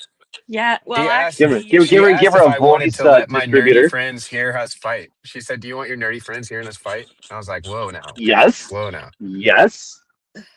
Everybody would want that except for me. I think. I think literally everybody wants that except for me. Well, that's when you Anyway, what should. did I miss? What did I miss? I'm sorry. It's bad host etiquette to just kind of leave. But I trust you too. I wasn't afraid of you guys getting into anything too crazy. No, we're, Well, we're mostly just crap talking Jacob Federetti. It's fine. Oh gosh, that's that's the a last thing I very need. that's a very partial truth. That's a super partial truth there, Frankenstein. Yeah. That's Mhm. Yeah. sorry. I think I'm going to meet him in person soon, which is exciting. Yeah, me too. Me too. I think we're He gonna be was. meeting him at the same place. Where's that? Where are What? you meeting? Old Matthew Parlato's wedding. Can you believe it? Oh, for real? Oh, how's Yes, that? for real. Mm-hmm. Oh, that's awesome. Yeah, Where's and that? I would. Where's that happening? Well, I tell you, but apparently they don't want the whole corner knowing Of because then they're just course. gonna be crashing the wedding. No, it's in Atlanta, which I don't know why it's in Atlanta. I wonder maybe his bride has family in Atlanta or something. Um, but yeah, it's in Atlanta. It's which I love because I love That's not Atlanta. so. So It's not far either. yeah, not too far at all. Like 3.5 hour drive, 4 hour, something like that. Yeah. Cool. Shoot, Well, I'm going to spend more time on my airplane than that. when is Yeah, this happening? I mean, I it's in guess a few weeks, I think. I'm asking all the wrong Hmm. questions publicly. Where is it? Well, When I is mean, I it? just secured lodging, and they're like, "Your trip in 3 weeks," which is Yeah, crazy, yeah. or Maybe something I'll like that. So less maybe than a I'll month. live stream the ceremony. We'll see. We'll see. I, Oh, that would be amazing. No, I I mean, you wouldn't should do just that. I use it can't do as an that. excuse to cut a promo for your wedding DJ services. That's true. That's true. Yeah, Are you if you are guys you want gonna me to DJ your weddings, donate to the Ko-fi. Like, are you gonna DJ? Yes, I but will be DJing. Oh, very good. we're both working that weekend. Oh, Yeah, nice. Skank's gonna be doing balloons. I'm gonna Oh, be that's DJing. awesome. Waka waka waka on the ones and twos. Hmm. Okay, well, at least you could, if you don't live stream it, you could do a slideshow for us after. Yeah, maybe I Photos. could record the DJ set, and you guys could live vicariously. You guys could all dance to the same We songs should that they dance to. we should just bribe the wedding photographer, and then they get their package back, and it's all us. It's an intercut with Grim Grizz branding. Yeah. Well, I'm gonna hop off. I don't Love think you they'd both. like it. Well, See thanks for you. joining, Sherry. See you later. Lovely to Ciao, see you. ciao. Yeah, you too. Bye. Well, and then it was just us two. Nope. Oh, Half a Sherry's mountain, still that's here. more. I need to remove her. The boots. Yeah, get out of here, Sherry. I mean, it does continue the bit, but if nobody else hops on, I don't want to keep you here unnecessarily. Um, I did want to see though, maybe this would be a good stream to do it since it's already been like an hour and a half, and I'm about to be home again. I do want to experiment with maybe DJing on a stream, but the problem is this stream has had too much good content. So I might Hmm. stop this stream and start another stream for DJing, and then we'll see if that. My hope is that YouTube lets me do it live and then maybe removes it for replay. But as long as I Hmm. I don't really care about that as long as I can do it live. Like that's kind of Yeah. more important to me than having the replay. So I might experiment with that in a few, but I don't And know. What have you I been mean, what have you been thinking about I mean, recently? like We you've don't got have to the, end if it. you've got the, I mean, if you got the StreamYard, like you can, I mean, it won't necessarily be up on YouTube, but if you send me over the video, we can dump it into Zine, Google Drive, or something like that. Oh, true. I mean, maybe I had that thought too. Like I could just record sets and then drop it off in the Ko-fi Google link or Mhm. Google Drive. Because if you become a subscriber to my Ko-fi, you get access to all of the MP3s from all of the streams gone by. And so I could do it that way, where like it's available via the Ko-fi. But I really would like to do it just live streaming, where I could see people's comments and you could just listen in on YouTube. And it'd be like a combination of music and then maybe, have people hop on from time to time, kind of like an old school radio show, Think Delilah, but McMo vibes. Yeah. I mean, I would, if you're starting to play with this, I would like to commission you, because we do, like, I think it'd be fun to, like I sent you my YouTube playlist of campfire songs for singing for the greater regional progression. And like a very specific one about Oh, songs true. that are good for a campfire. That would be fun. Yeah, that's true. And I might lose service here for a second, so I might need you to vamp again. I mean, feel free to talk about Death Stranding. I won't get mad. That's totally fine. The But the problem is, it's all based off of the experience I had that I've shared with nobody but Noah and Ethan and well, why not just share it on the McMo stream? It's an experience, man. I can't talk about it because we don't have the shared frame of reference. I don't know what to do. I mean, I've watched it. It's just locked up inside. I've watched enough of Noah's streams, I feel like, to get it a little bit. Yeah. We'll see. We'll see. Probably have bad service now. Oh. I'm not sure if he does it. That's just a bit to make me start vamping again. We'll see.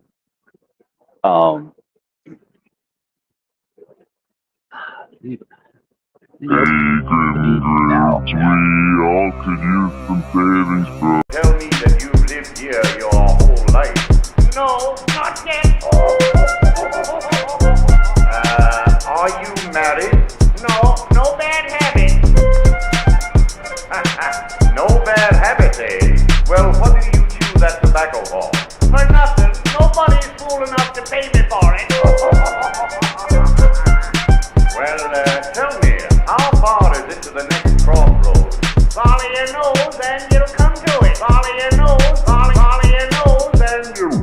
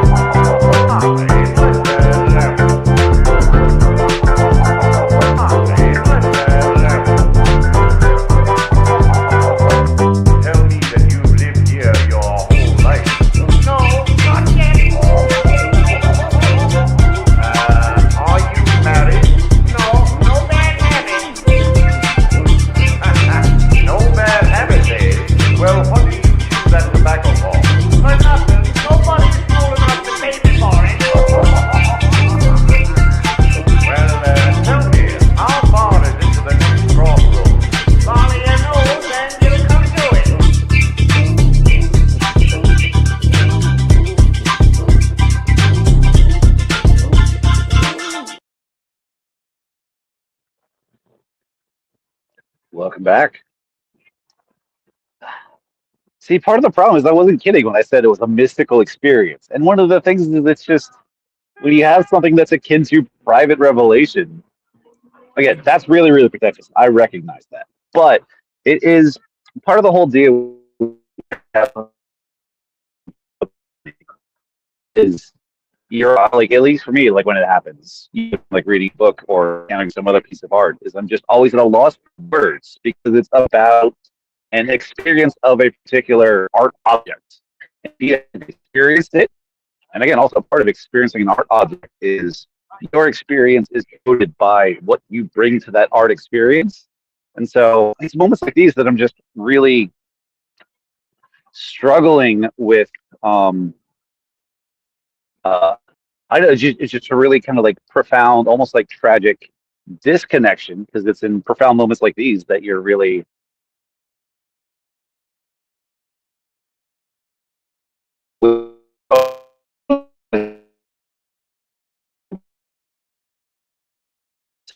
one of the things that works of art do is they do create a new plane from on which you can meet other people, which is what I've experienced from a couple of folks I've talked to who played this particular game. Is that we have had a very, like, I think, like, profound meeting of one another because we do have this shared experience, and we're kind of helping each other to unpack what this thing is.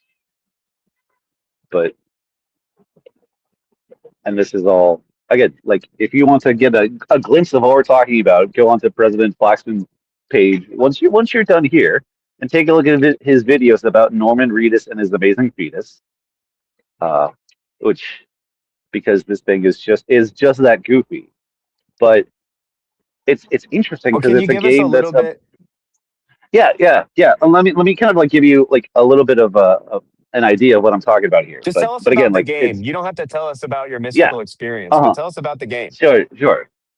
Um, but so it's this kind of like post-apocalypse where some mysterious event called the Death Stranding has happened, and the dead are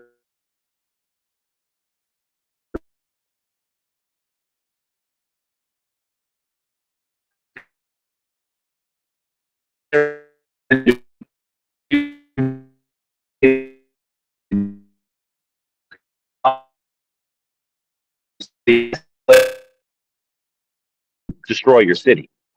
And so this apocalyptic event has forced us all to disperse. And so it is a game that's all about disconnection. It's all about a world that has been torn apart.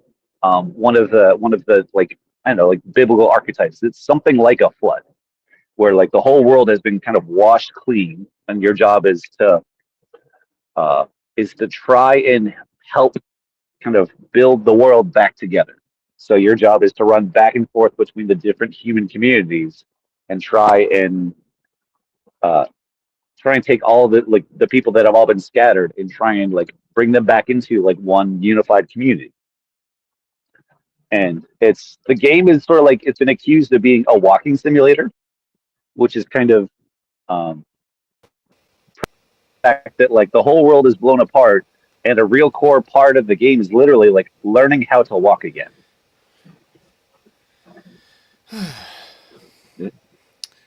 Learning how to walk again. Yeah. That also sounds like a Christian emo song. Yeah. I can see, I mean, my mind goes immediately to like seeing as describing the game as learning how to walk again. I don't think it's too far-fetched, or it's not hard to imagine why a game like that could result in powerful catharsis moments. No, and things like this it's really interesting because games are, famous for being power fantasies, where it's all about getting stronger and stronger and stronger and stronger so that you can, battle more and more and more enemies.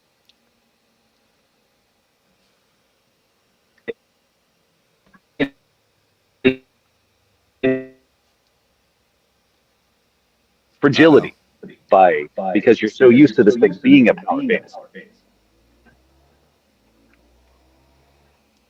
Oh, we might have connection issues. Hold on. We might need some more branding. Oh.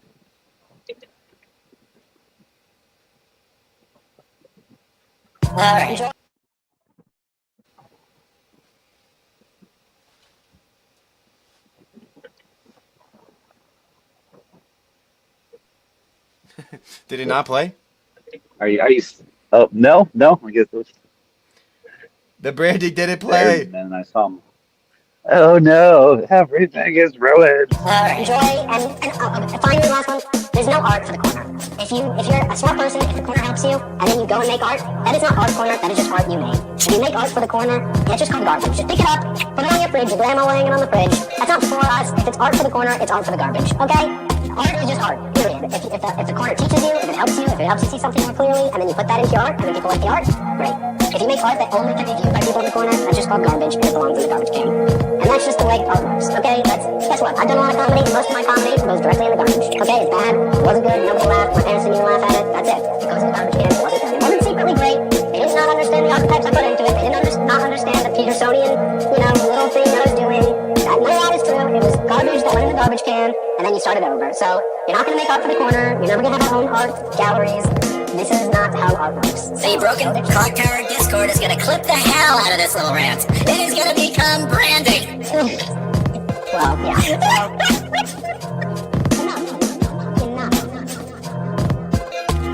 Enough. I'm tired of hearing your excuses. Amen. Yeah. You take the pill, you put it in the peanut butter, you give it to your dog. Enough, folks. We're done. We're done pretending we don't know how to give the pill to the dog. Okay, you know what a union archetype is. Take enough. It's not that complicated. They're nice people. They want to be your friend. Don't scare them off. So, that's definitely one thing I wanted to get at. Yeah. Well, yeah.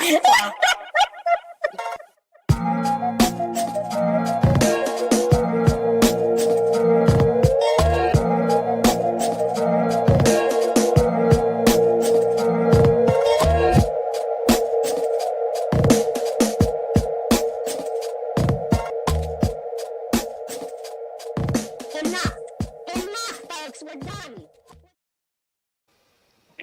I like that one. Good. Been on since I've seen that one.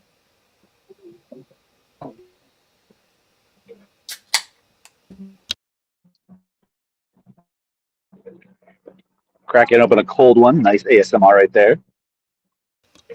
Oh, did you hear that? Yes, sir. It could have just been a LaCroix, but you can smell the difference and you can hear the difference too. You can hear the difference. I saw this clip from I think it was a British show, but it could have been like German. It was European of some sort. But I think it was like a radio. No, it might have been Australian. It was a radio call-in, and it was a contest. And on the radio, they would open either cans of soda or cans of beer, and you had to guess which one it was. And if you got, I think it was like 7 or 8 in a row, then you won tickets to some concert. And this one guy got it. He I think it was just luck. I think it's just luck. But maybe there is a big enough difference. Maybe you can tell the difference. The carbonation's got to be different. I feel like if you're good enough, and I don't know, that feels like a worthy spot of attention for some good Australian autists out there. We haven't disparaged. Oh yeah, mate. Today. You can hear the difference between a beer and a bevy. Are you serious, mate? Go on.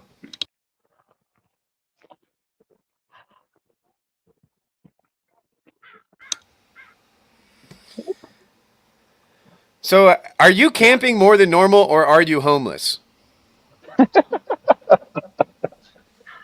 Not camping more than normal. It's just been it is camping season. Spring is officially here. And so I want to get out as much as I can. But no, I ain't homeless. It's slumlord. That's exactly what a homeless person would say. Except I'm in charge of the slum rather than the whim of the landlord.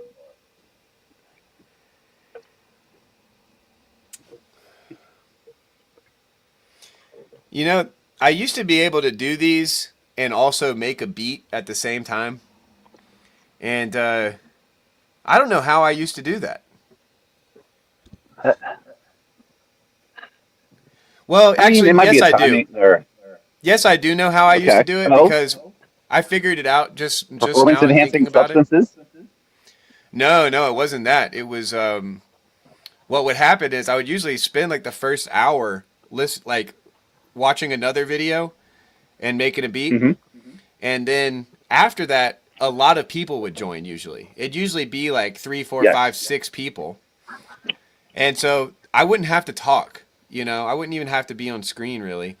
And then, so I could in the background, I could just let the conversation go, kind of half listen and just make sure nobody got into a fight where they would hurt each other's feelings. But I could focus on the beat. But since, coming back, I haven't had as many guests And so it's been a little bit more difficult to kind of focus on the beat, because if there's one person, I feel like I got to give you my full attention. If there's two people, I can kind of let you guys talk to one another. If it's and that's why the bubble thing works, you know. If it's just me and another person, the V&A bubble still stays on the screen because we need the reminder. But as soon as there's 3 or 4 people, we're not a group yet. Exactly.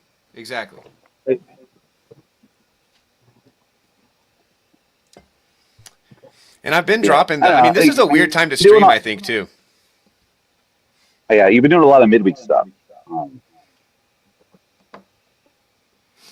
Yeah. Well, I mean, I just saw this as like an opening in the schedule. This kind of evening, night, afternoon time slot.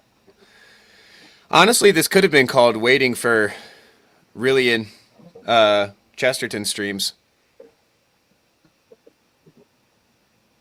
Yeah. You're gonna lean on him. We got some Chestertonian stuff to get in the mix soon. Bro, I can't hear you at all. Maybe you need to no? take your video off and just do audio, because I fear that we're not a good listening experience right now. So, let me see how my earbuds are doing. I heard that.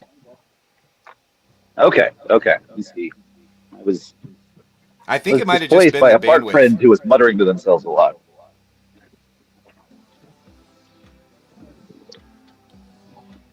Figured I'd let them have the park bench and I'd move along. You know. Yeah, there's a lot of like unwritten rules and stuff about that I feel like with the with camping. Can I tell? I mean, maybe this would be you're the perfect person to bring this up with. I don't really want to go camping. I don't want to do an ingression camp out thing. Because here's what I'm afraid of. I'll just be brutally honest. Okay, it's just you and me, Skank. I don't want to teach an adult nerd how to camp. I don't want to do that. And I feel like if I go in this thing, I'm going to have to be like, I don't like camping, so I'm going to have to be doing all the camping stuff. But I'm also going to be with people who don't know how to camp. And so it's going to be like, I'm going to have to take care of these. I feel I don't want to be the safari guide. You know what I mean? I think you just gotta feign your own helplessness, so people will consider you more of a liability, and they won't ask you for help. They might even share their food with you. That's a good. I hadn't thought about the old bamboozle. The old rope-a-dope. Oh yeah, I don't know anything about camping. Start a fire? I don't know, man. I brought a lighter for my cigarettes. I could never start a fire. But really, I mean, like, if you don't want to camp, don't camp. The most important part of this whole equation is the campfire. And the thing about camping means that you can hang out by the fire for as long as you like. And you don't need to, like, douse it and then turn around and drive home at 9 o'clock, 10 o'clock, 11 o'clock at night. That's true. That's true. Yep. Okay. I mean, okay. Last go around, we were rocking the fire till 2:40 in the morning. Was when the campsite next door said, "Guys, go to bed." Oh, you guys were doing this at like a campsite that had like neighbors, like that had like plots that was like one next to the state other? park. Mm-hmm. Oh, a state park. Yeah. Oh, yeah. Right. Yeah, no. See, I would want to. Like I would say the perfect place to do it is like on the side of a mountain. That's the problem. Is like I know too much. I know like I have too many preferences. Even with this thing I don't like doing. So, you know, I'm gonna. I don't know. I'm probably just being grumpy. Yeah. But Somebody's got to be a there's a lot of different options. Yeah. The thing about going to like state parks and stuff like that is also, if you are kind of helpless, there are other neighbors around that will feel bad for you and help you out if you're a major survival liability. That's true. I mean, we had a little episode of that last go round where folks that were like 2-3 sites over from us were trying to set up a canopy upside down. Like they didn't realize they had it upside down, and they were struggling to figure out. And me and Afriel were just going to watch them for a good minute or two before the rain was coming up from beneath the ground underneath it. More or less. This is the Pacific Northwest. It gets wet all over the place. Up, down, left, right. I've one time up on Mount Mitchell. I think I was there. Yeah, we got a little bit of rain where you got to put the tarp over the fire, look for dry wood, that kind of thing. Very difficult. Mm-hmm. We get a lot of rain here as well. I don't know if this is true, but it's a thing that people in Western North Carolina like to say, which is that like we get more rain, either like more inches or more rainy days. I can't remember which is which than Seattle. That's like a thing people in the Southeast say a lot. It's like we actually get more rain than Seattle. Seattle does not get as much rain as people think it does. It's more a matter of volume. It's just dispersed. We get like eternal drizzle for like 3 months, Yeah. but it's just kind of misty for the most part. Well, that's why everybody can't sleep. No, it's the coffee.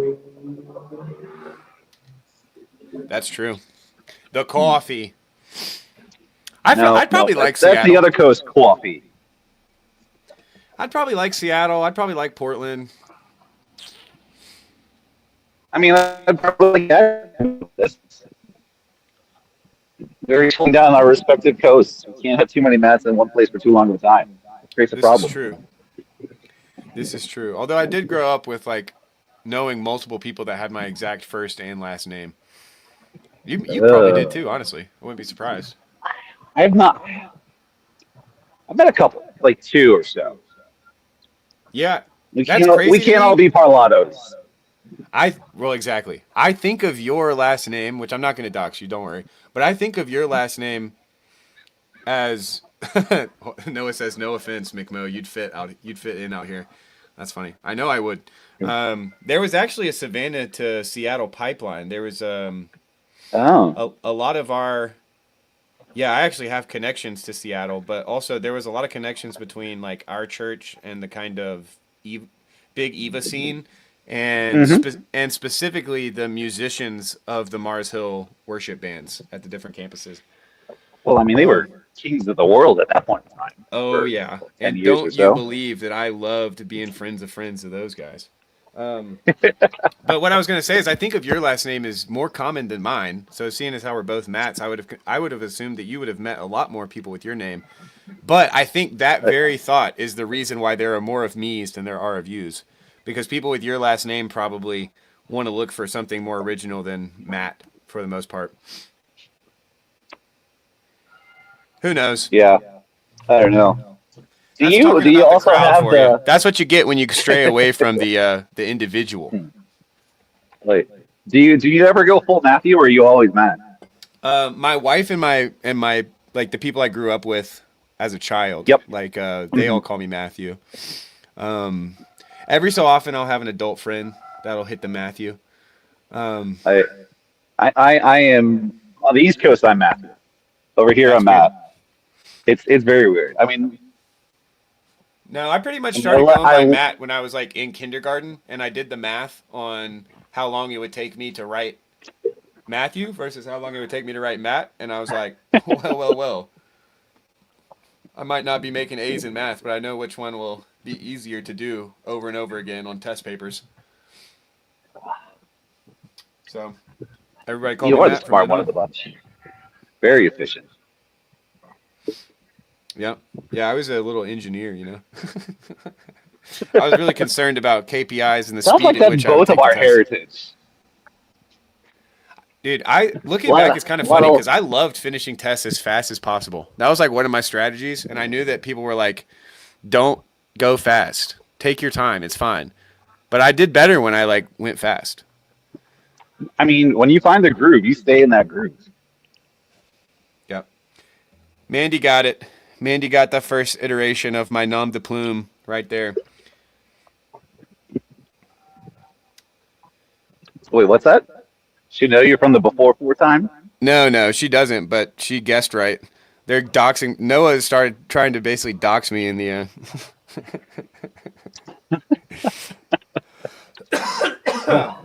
Oh, what a time to be alive! Hive mind doxing me. Welcome back to the TLC, where your favorite folks in it just put your government in the hive mind.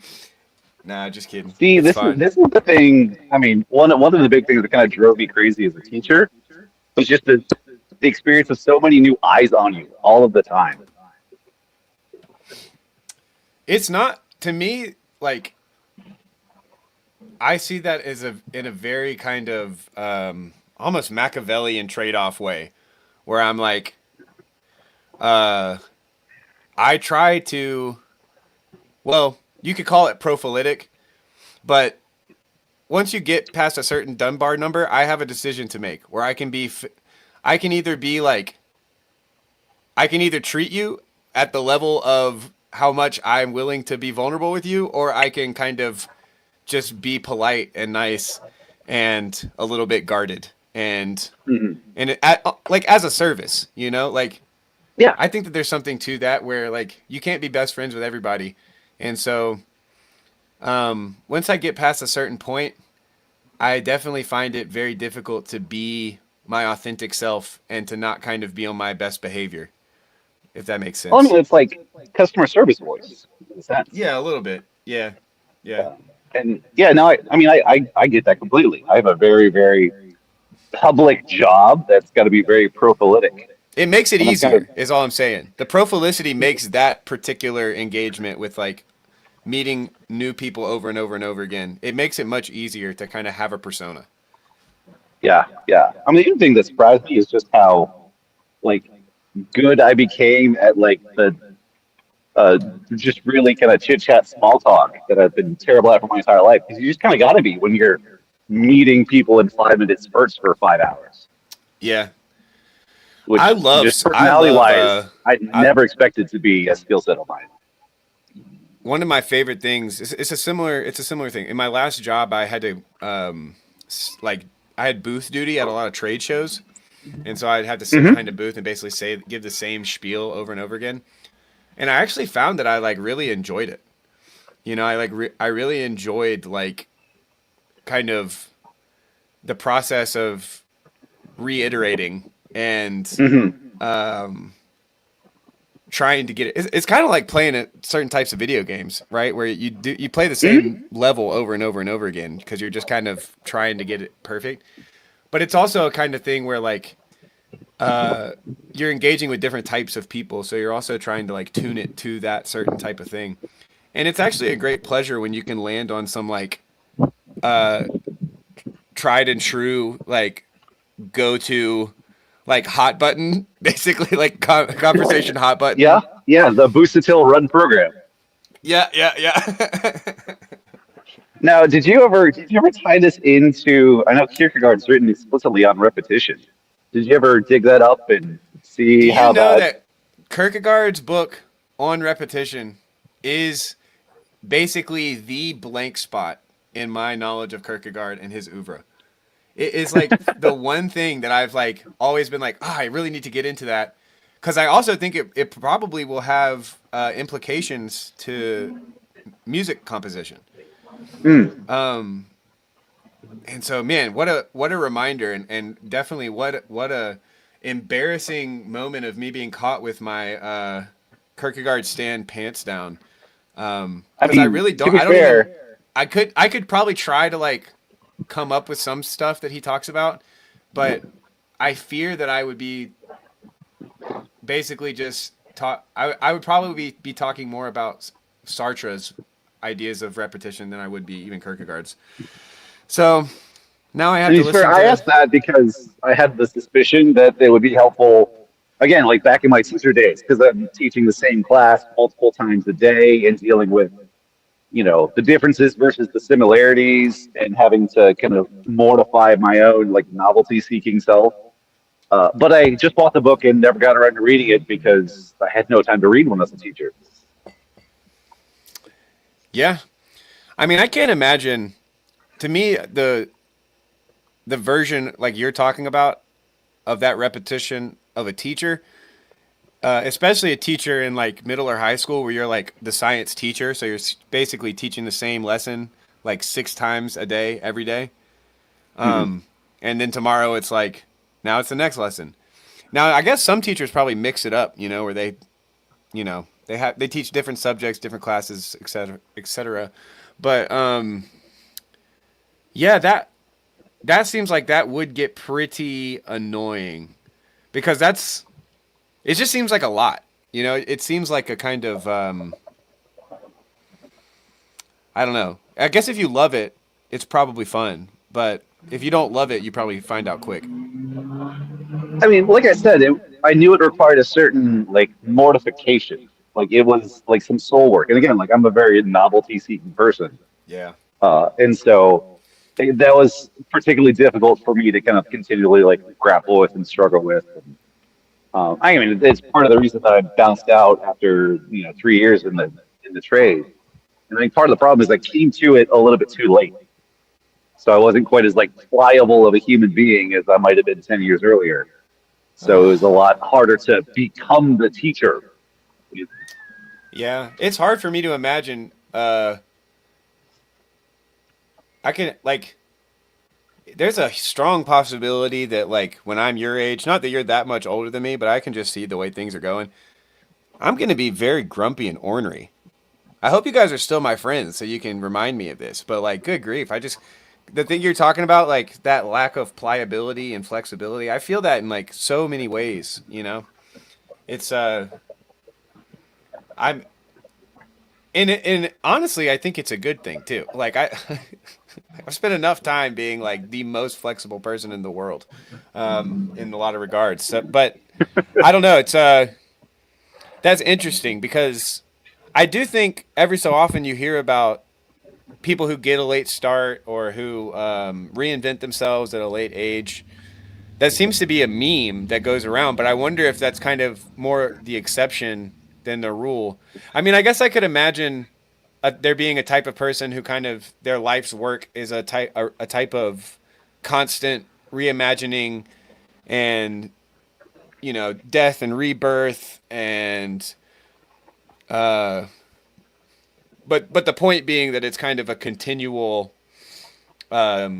working in some way or another. Like I think that that's true. So it's not that it's full rigidity to the point of atrophy. But I do feel a sense of like the possibility branches, narrowing, you could say. Mm-hmm. But as soon as I think that, I'm reminded of Kierkegaard, which you brought up, not me. Let the record show. But I'm reminded, his idea of faith, that with God all things are possible, and so there is a bit of despair in that kind of idea of coming to something too late or lacking the pliability required.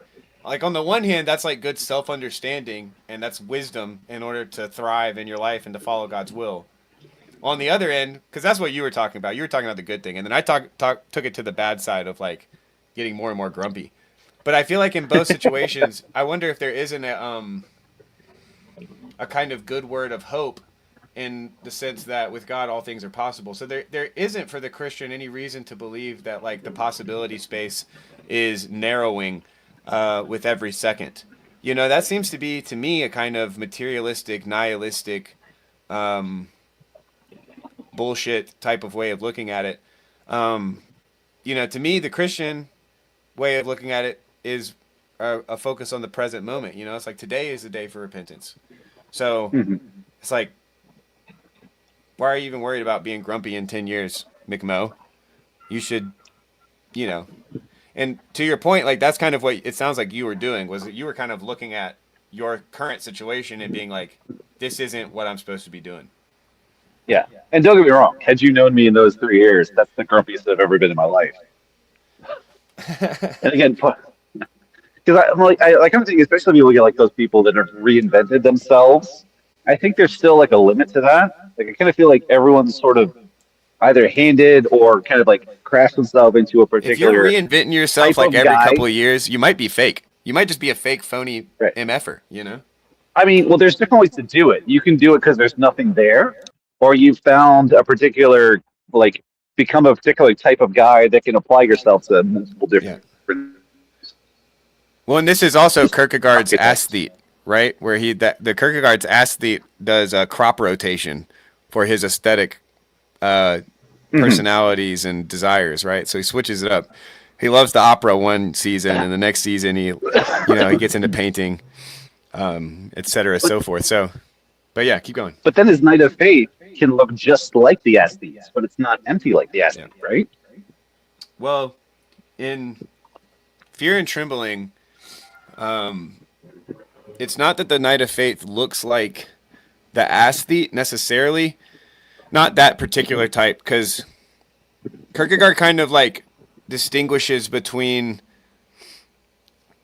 He basically says that there's like a better and worse way to be a hedonist. Like the type of hedonism that I like, the like drinking Miller Lite and like eating Little Caesars, like that kind of hedonism. Kierkegaard would put that, I think, more at the level of like Philistinism, in a sense. But then Kierkegaard also has this idea of bourgeois Philistinism, which is what he says the Knight of Faith specifically might look like.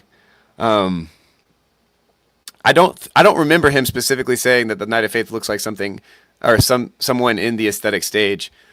And the reason I think he probably wouldn't say that is because of the amount of variety within the aesthetic stage.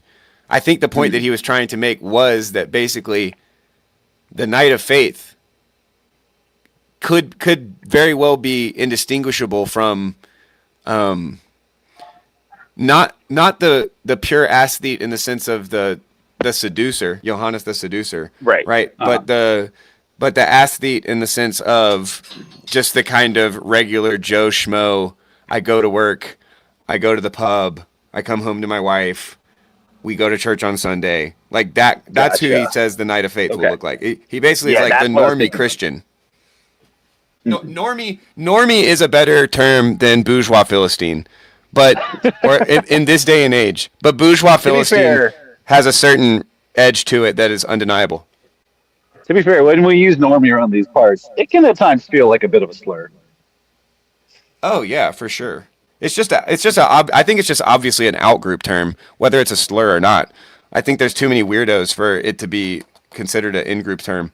But with that said, we can once again pop the VNA bubble. The president is here. Oh, yeah. Put away your fear. President Foxman is here. Oh, we got that. Welcome, Noah. Hello. What's on your mind, sir?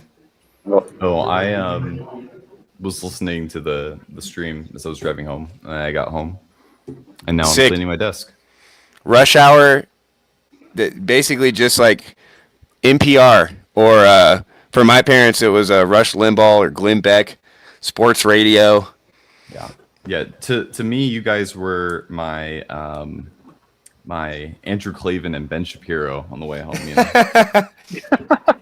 I thought I invest in Birch Gold Group. I thought I got my package. Look at this multi-generational kumbaya going on right here. The most important thing about a McMo stream is making sure that my Ko-Fi investments are secure. In the upcoming tides of war, famine, and ongoing apocalypse, remember to invest in Birch Gold Group. I fear that Mandy did this before I lost it. But thank you, Mandy. What are those? Some kind of Gungams or something?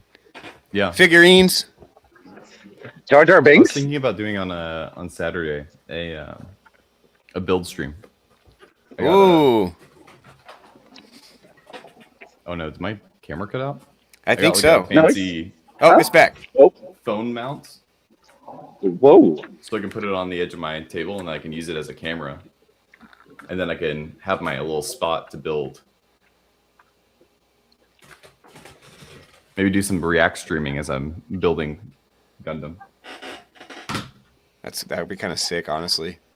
Yeah, I'm actually really excited for it. I feel like I want to see a multi-stream with like you doing that, and then Henry maybe building something as well, because I think he also messes around with toys.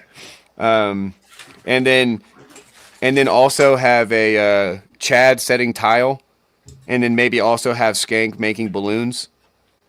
I think if we got those 4 things on one stream, that would be kind of be what was the thing you sent me a couple weeks ago or a couple days ago? No, I can't remember. The like ADHD hyper. Oh, the cure for ADHD. Yeah. Yeah.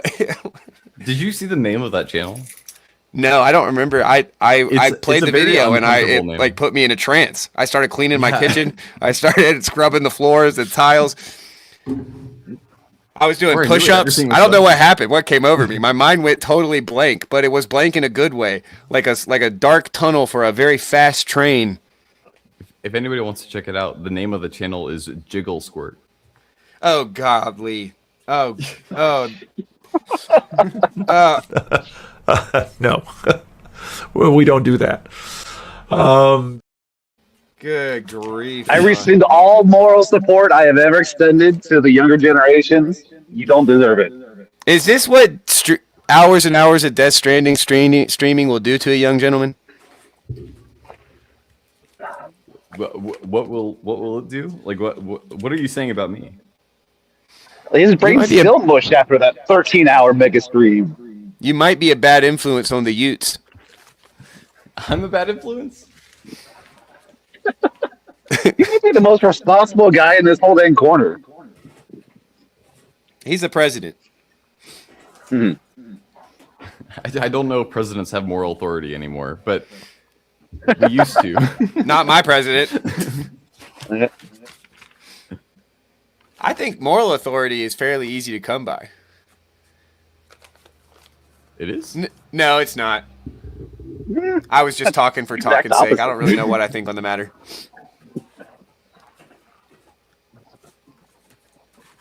It's late here. I mean, you're just getting off of work, but it's like it's almost bedtime. Especially for this is usually about the time where I'm like getting super sleepy, and Nick Free really wants to have a stream about Chesterton for 3 hours. Where's he? No, are you working on a detective story? I'm secretly working on a sequel to my last story, which was also a detective story. So. Ooh. Yes. That's pretty cool, folks. That's pretty cool. Yeah, McMo exclusive. Ooh. We've broken a lot of news on here. We had somebody come out of the lurk, except that he's been on a couple of PVK estuary digs. I was a little intimidated by him, you know, psychologist. Oh, sorry, Skank, go ahead. I was gonna say, even I've been on a stream with him before. Yeah. I don't do the Friday live streams, you know? I think you've had a lot of Northerners on this stream today. The Canadians love me, Noah. What can I say? The Canadians love me. Well, Skank and I are also, way up there. Yeah, you guys are Yankees too. Like I have family in Canada. I live north of them. When we stand up, when we all stand up straight, we are not. If we all look straight up, we are looking in like very, very different directions because of the curvature of the earth. There, I said it. I said it. There, I said it. Oh man, all kinds of exclusive content today. You guys are at a different latitude. There's a different latitude. Different latitude, different attitude. You know what I'm saying? I have so much stuff on my desk. It's true. Oh, is Smith History a teacher? Jordan Peterson, get his ass. Smith History must be a teacher or a student.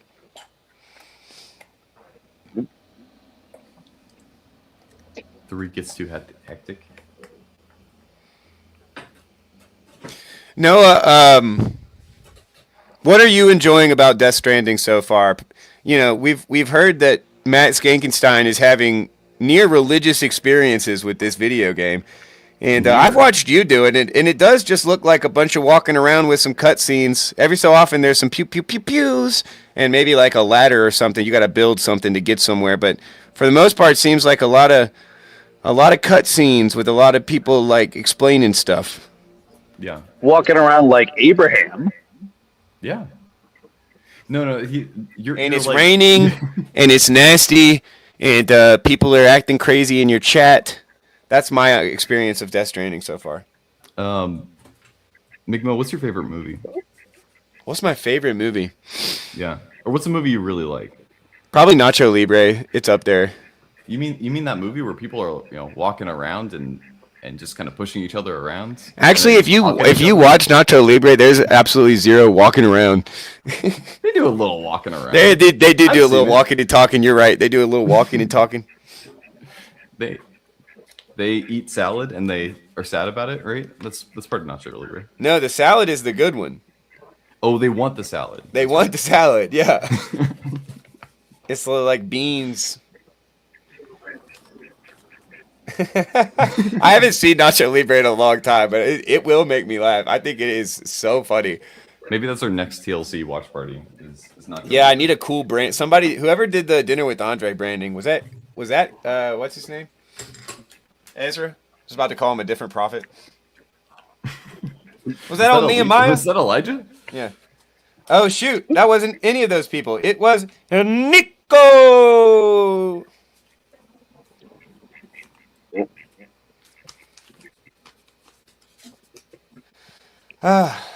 Well, I've been streaming for 2 hours, Should I test out? Should I test out the DJs and potentially make this stream unretrievable, or should I start a new stream to do that? You can always cut out the part that gets claimed. I'm pretty sure. Thanks, huh? I didn't know. Or you can just unplug and plug it back in. So when I do Death Stranding streams, there's a lot of like music that just pops up, and in my case, it gets claimed later. And then what I just do is I ask YouTube to go back and mute all the music. Okay. And they'll remove it for you.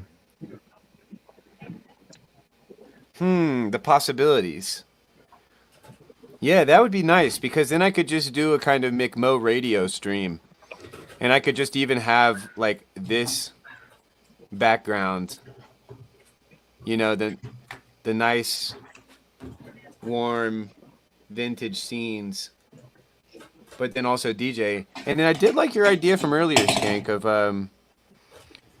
for commissioned sets of like campfire music or late night car ride music or beach side music or tiki hut backyard party. Like, I think that would be a lot of fun. And if I did it more like a radio show with like longer interludes, then I could like invite friends on and we could have we could talk in between, and I could just do it like a radio, and then just decide like right now it's 2:18 or whatever for the clock, and I could be like at 2 hours 20, I'm gonna do like 10 minutes of music or whatever. That could be fun, and because DJing requires less profilicity, it's less draining. Although having my camera off and just talking, that's not that draining to me, to be honest. Anyway, any thoughts on any of that, guys? I forgot I was hosting a live stream. I was just talking to my friends there. Sorry, folks. McMo, the character, back in action. No need to fear. He dropped kayfabe. You saw it here, folks. I never did. My sunglasses are still firmly on for all you guys know. This is as scandalous as that scene where all those wrestlers who were supposed to be enemies were hugging on stage, and it got recorded online and leaked online, and people freaked out. Yeah, what's next? Is Ethan gonna come on here and be nice to me? That would be crazy. Hideo Kojima has a podcast, and he hasn't added to it in a while. But one of the features he got Spotify to add to their podcast features was to add song breaks in the middle of a podcast, so he could do a radio show type deal. where he could like talk about a song he loves or an artist he loves, and then insert like songs in the middle of his podcast.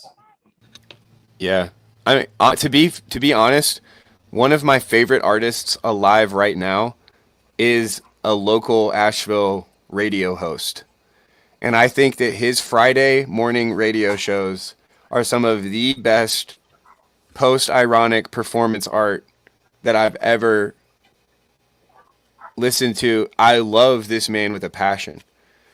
That's all I'll say for right now. I kind of like. I honestly don't even want to share him with people. Like that's how much I love this person. Like, does he? I'm just content. I'll share it with you off. I'll share it with you. Okay, Noah, okay. but I don't want to put it out on the. Because it really is it for those who know. Else. If you want to know who it is, donate to my Ko-Fi and ask, and just put Radio Man. Radio Man. If you mention Radio Man in your Ko-Fi donation, I will talk to you about him. Earmarked Ko-Fi donations. Nice. Comment who is the Radio Man, and I will DM you on Instagram and send you the link. Yeah, and I could take requests too. That would be fun, you know. I think as long as it's not like, as long as the like the video is not monetized on YouTube, I think I'll be okay. Could be wrong. I mean, as long as so Tori knows the curtain call. The hugging WWE fighters. Oh yeah, yeah.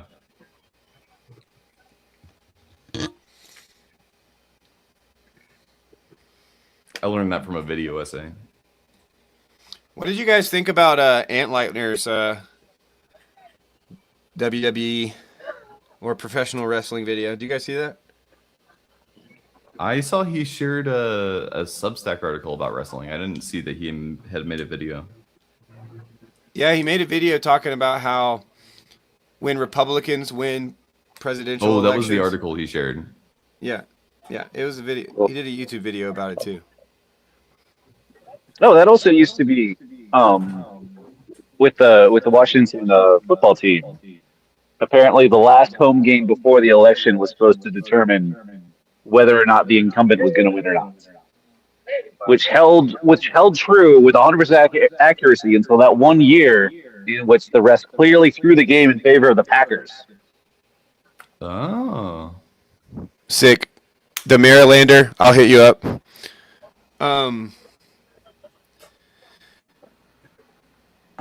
Oh shoot, I was gonna say something and then I forgot. It reminded me. So there's this Phoebus clip that lives rent free in my head, where he talks about he doesn't like all the kayfabe talk because at the especially when people take some political event and say oh well that's kayfabe. He doesn't like that because in his mind, at the bottom of kayfabe is everything at the bottom of kayfabe is fake. And he doesn't think at the base. He basically says at the base of kayfabe is everything. Everything at the bottom of kayfabe is fake. Everything at the bottom of politics is actually real life. But then that's what I realized. And then the Ant Leitner video helped me realize. And you're making a cringe face, Noah. I'm probably not doing the best steel man of it. But just relax. No. You just saying everything at the bottom of politics is real life. Just kind of that hit the zoomer. Well, the zoomer. He means that it has real life effects, right? That it matters to the bottom line, as it were. It's not fiction. It's nonfiction kind of a thing. But my point was going to be that Ant Leitner video kind of answered it for me, which is that professional wrestling is not fake, it's improvised. And it's improvised in response to the zeitgeist, to the herd, to the crowd. And so it's a performance, an improvised performance in direct relationship with how the culture's feeling. Mm-hmm. And so I think that's a very important thing to notice, because you can then do what Ant Leitner does and reverse engineer it and learn about the culture through that improvised piece. And actually Kierkegaard at one point, I can't remember where it is, it's just it's not his main point, but he talks about art as being a kind of expression of a mood of a time. And I think that that's a really good way of thinking about art for one, but it's also very interesting to apply that in the way Antleitner does, almost as like a reverse barometer on the culture by looking at this specific art form. Anyway, that's my little TED talk on it. I miss the good old days when we just analyzed sheep's entrails or the flying paths of birds, frankly. You're not a wrestling fan. Not especially. What is this, Noah? You weren't there. You wouldn't know. Oh, wow. Northwest Estuary. Northwestuary. I was almost there. Were you not there? I ate the food and then I ran away. Oh, that's right. Okay, yeah. You were at the barbecue. Hey, that is what I met you though. You can tell Michael Sartori's been hanging out with the OG Rose crew on the net. Look at this comment. Kayfabe makes people uncomfortable not because it is fake, but because it reveals a mechanism through which reality is created. Good Lord, Michael. You've been hanging out with the smarties. No, that's good. That's good. Well said, sir. Well said. Can Michael bring it down like 50 IQ points for me? Yeah. It's like the basically we're being Joseph's brothers to Michael right now, but oh, Mr. Colorful Coat guy, what's next, Michael? You gonna have a dream where we all bow down to you, huh? Except if we all tried to throw him in a well, those four arms spring into action, and we would have no hope. Yeah. Oh goodness. I've met Sartori. I've met all of you cats in real life. What was my point with that? Well, the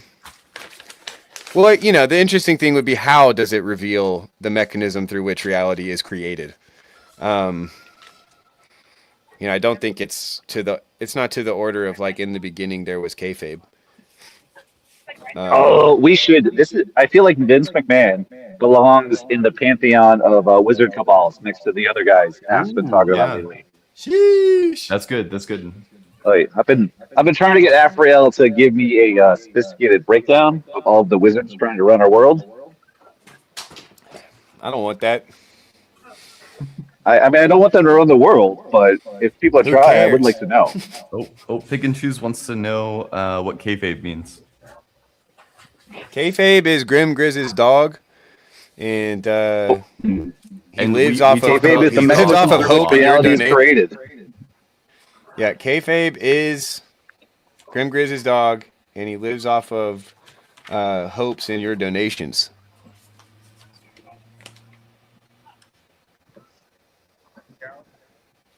I said hopes and your donations. Oh, so I guess that doesn't work anymore. I hope in your donations. Thanks, somebody. Where's the train? Ups, can you find the train? I can't find the train. There's too many brandings loaded. We've overloaded There it is.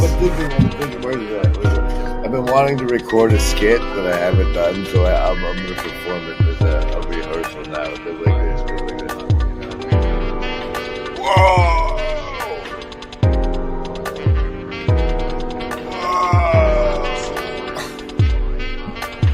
It goes like this. Whoa!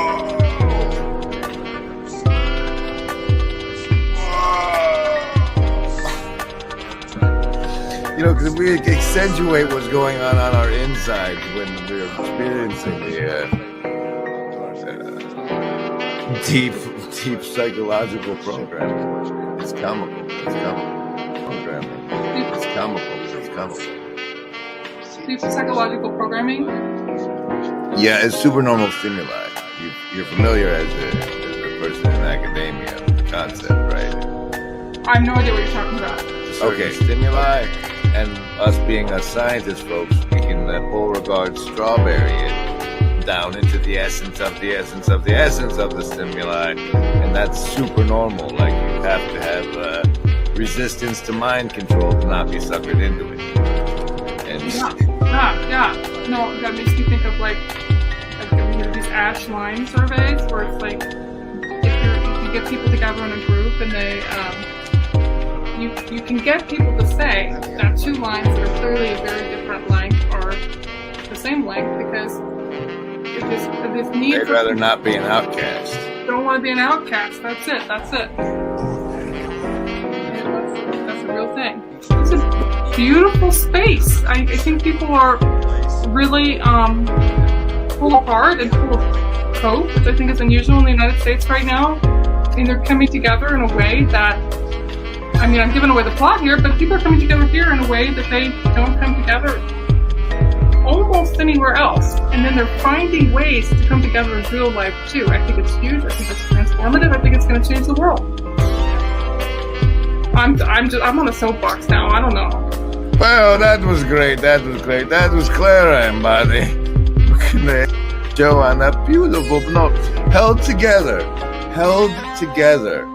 by hope and your donations.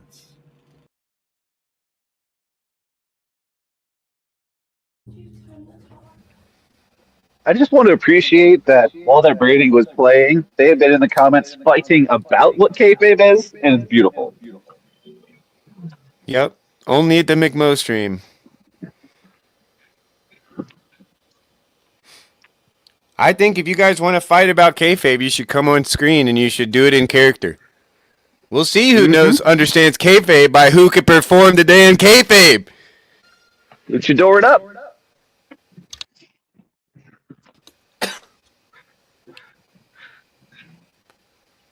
Neil says he wasn't fighting, he was loving. I wasn't really keeping up with the hive mind, to be honest. I see Ron's here. Hey, Ron. I just noticed that they were fighting. I don't understand what they're talking about. I was watching one of the recent House of Woos recently, and well, before I get to that, Neil, welcome. I don't know how long we have you, so I figured I'd just put you right on screen. How are you, sir? I'm playing the character of an airport traveler, where I'm pretending that I'm traveling through Atlanta Airport, which also happens to be the location of the most impactful, significant dream I've ever had. And McMo is one of the few people I've told the entirety of that dream to, but I'm sure it didn't resonate with him in a significant enough way for him to actually remember the details of the dream, which is... No, I don't remember the details of the dream at all. Yeah. I remember a couple of things. But it was in Atlanta Airport. I know the Atlanta Airport pretty good. Anyway, Neil, did you come on to defend your view of kayfabe? Or Sure. Yeah, okay. I just want to wrestle with Sartori, really, but have it be one-sided without him being able to flex his forearms on the screen. Sartori, get your forearms on here, bro. Yeah. You need to call him out. You need to cut a promo where you're like kayfabe. You know, you need to tell him how you really feel. You need to provoke in him a response. You know, the world is waiting. Sartori is waiting. What do you have to... You guys have probably tussled in real life. You guys have been in... Man, there was an estuary at one point with like you and PVK. This was in real life. And Sartori and Kale Zeldin and Rod Hare in the same room. That would have been crazy, bro. And Mark D. Parker. And Mark D. Parker. Yes. And a couple others that I'm not remembering right now. Connectuary. Yeah. Yeah, it was pretty good. It was basically me and Rod arguing the whole time, taking up all the air in the room. Oh, beautiful. Yeah. Sartori was very, very calm and measured. He embodied the spirit of speak softly and carry a big stick. And he only whacked us a few times with his... He is shy in person. Axiomatic vice grip. There are a lot of people who on live stream say that they're like shy in person. I can confirm that Sartori is shy in person. Okay, I met him and his father-in-law at South Estuary, the first event of South Estuary, which was the only part I could join, and he was there with his father-in-law, and it was very fun to watch his father-in-law kind of meet all of these other people who like knew his son-in-law so well, and kind of like had some respect for his son-in-law. That was kind of an interesting, fun, cool thing to watch. Anyway, tell us about kayfabe, Neil. Go. Yeah, I think the reason why I think I know kayfabe so well is because I do a fair bit of public speaking, or have had to in the past do a fair bit of public speaking, and good public speakers are always in the kayfabe mode. In that, so you have a goal. So okay. So a couple things about a kayfabe. You have an arena, so you have a specified. It doesn't have to be physical, but what I mean by an arena is like you have specified boundaries. Meaning, if I'm giving a speech or something, public speaking, and I walk out of the room, that would violate the rules of kayfabe. Now, let's say I'm in a wrestling ring, and I walk out of the ring to like get someone in the audience into the ring. That's not necessarily breaking the rules, because there's the arena within the arena, and then there's the broader arena. But if I completely like run down the street and like board a bus, and they can't film me anymore or hear what I say or do anything, then I'm actually out of bounds. Like I'm breaking the kayfabe bounds. So then the key thing is, ahead of time, you need to know what the bounds are, and you need to know what the goal is. That's the other thing. You need to know what the whole point is. So the whole point might be something like, this guy needs to look good in an unexpected way, and I need to look bad in an unexpected way. But like the parameters for how to get there could entirely be up to the individuals that are participating in the production in the moment. So it's not a fully scripted script. You don't know how completely it's going to evolve over time, which is the exciting part. But also you don't necessarily know what they've decided ahead of time to go to. And I think that's actually what made Peterson so, one of the things that made him so provocative as a speaker, is that like, you get him on stage and you don't necessarily know where he's going to end up or how he's going to get there. Okay, so that's interesting to me, because it sounds like you're kind of taking that element of performance, of not intuition, but of what's the word? It's escaping me. Improvisation. So the the performance aspect, and maybe the kind of acting in terms of being a good guy, playing your role. There's of course you're playing your role within an environment, within a larger context. But I do think that like you're playing with what kayfabe is, because I do think that kayfabe is specifically, for most people, it is specifically all those three elements: the kind of narrative part, the improvised part, and the performative part. I think that all of those three things are a part of what professional wrestling means when it talks about kayfabe. But it seems like when professional wrestling fans talk about kayfabe, they do tend to mean something way more specific than just anytime you're playing your part, performing, participating in a larger context or narrative. So I don't I don't disagree with anything that you said, Neil, but I don't know if it's right to necessarily call those things kayfabe, because I still think of kayfabe as, like, for the most part, having to do with professional wrestling. And that's why it is interesting when you bring it to the idea of like politics as kayfabe, which, once again, that was Phlebas's thing. That's not the way I think of everything. You know, I don't think everything is kayfabe or whatever. But anyway, I gotta ask, what layer of the arena are the angels and or aliens located in? Michael Heiser is dying to know. Oh, goodness. Whatever layer contains names. And, Obviously. I think sometimes you might as well. Right? You might as well step into life. It may have been an accident, a mistake, but stepping in is better than stepping away. Even if you step in shit. Give me a sec. I just realized I have another meeting I gotta make sure I get. What are we doing? I haven't posted it on the internet yet. There's still time to escape the catastrophe the eucatastrophe that this video is going to, and this camera never moves this much. I wonder if it's when I do it or something. Maybe it triggers it. No, it's far more demonic than that. Trust me, because when it moves, the little green light is on me, and it's watching me, and it's taking careful notes. But dudes, stop it. Step away from the ledge. It's gonna be okay. It's gonna be all right. You're just on drugs. That's what I learned.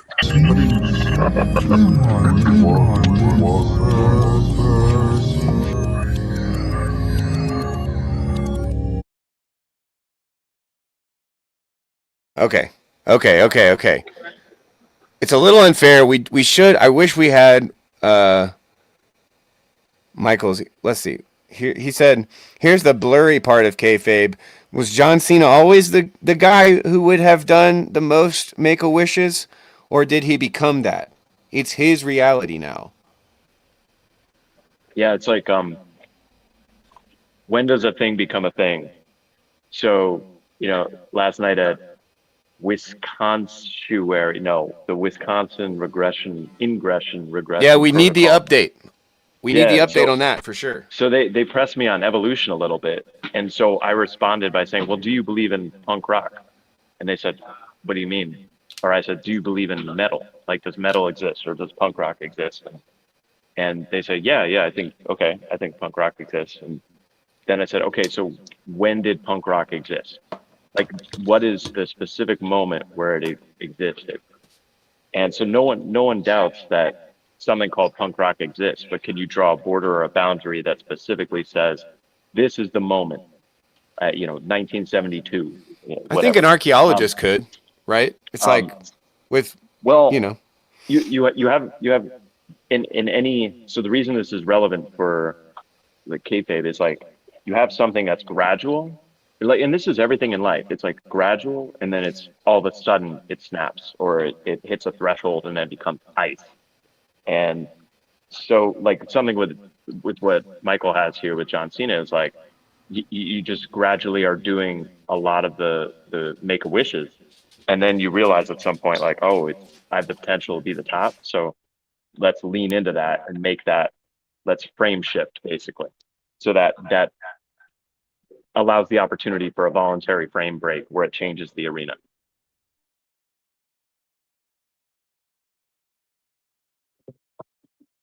I'm sad to say, but I made my exhausting itself in this stream. As I know, it's only been a little less than 3 hours, but I'm finding my attention harder and harder to wield as it gets later and later. But got to board a flight in about 5 minutes anyway. So you're good. It's not you. It's the kayfabe talk. Is it the K? Do I not? I guess I just don't care about kayfabe enough. Can I give you an example? Yeah, go. A more specific example. Okay. Or so tell us more about the Wisconsin estuary.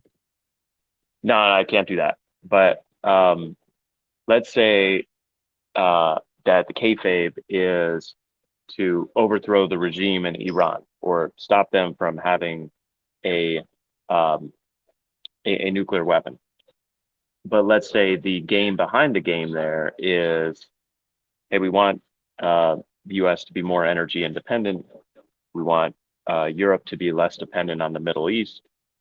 We want, all these things. Like we want the game behind the game is we want to force a situation that changes the game. And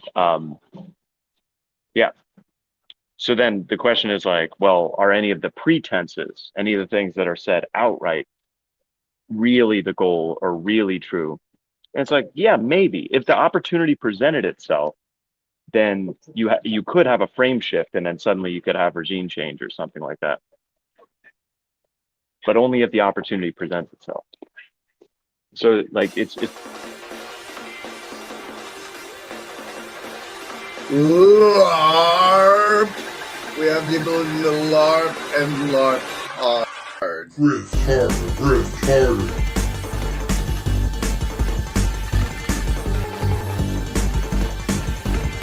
Riff harder, riff harder.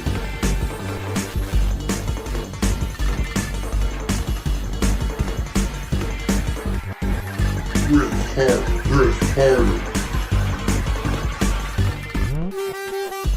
LARP. We have the ability to LARP and LARP hard. Riff harder, riff harder.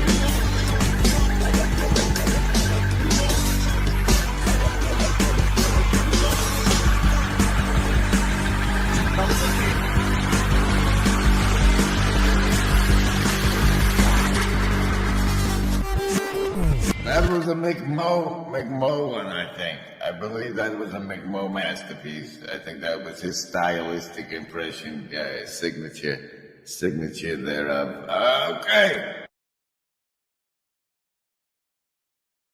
Oh, and we lost Neil. I do worry that we may have given him a type of um, opportunity to live out the life of a spy in an airport, giving opinions on the Iran war in a polo, as he boards a plane from this secret meeting he can't talk about in Wisconsin. The cheeseheads, they keep their secrets, apparently. I mean, we've been providing these opportunities for a while, and he's just leaning into the bit now. Is this kayfabe? My understanding?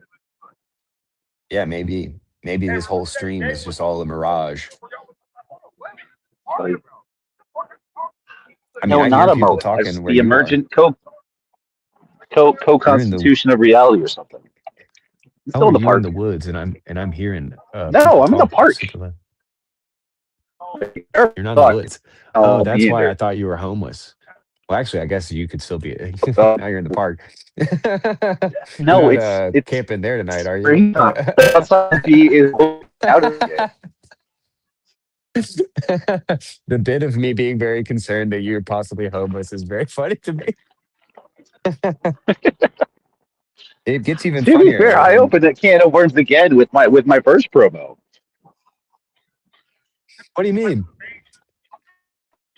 Well, I What started off cans? when I started off my first not a can of worms, but just my first ingression protocol promo, where I leaned into the Troy McClure bits. Like, you might know me from such live streams as name drop the one I was on with Ethan, where Yeah, Paul Grizz didn't like that.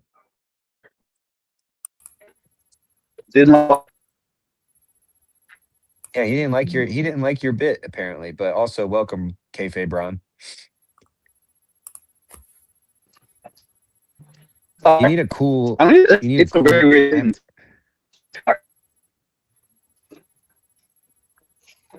You get away from the boy, and stealing a Simpsons bit was an easy way to help me open my mouth and figure out what mask I'm wearing to do as well.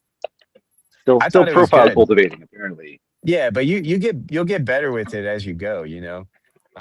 Again, I encourage anybody to go look at an earlier McMo stream. I wasn't always this smooth, folks. It takes some time to cultivate your on-screen presence. Your Pro-Felicity character. But speaking of Pro-Felicity characters, Ron does not.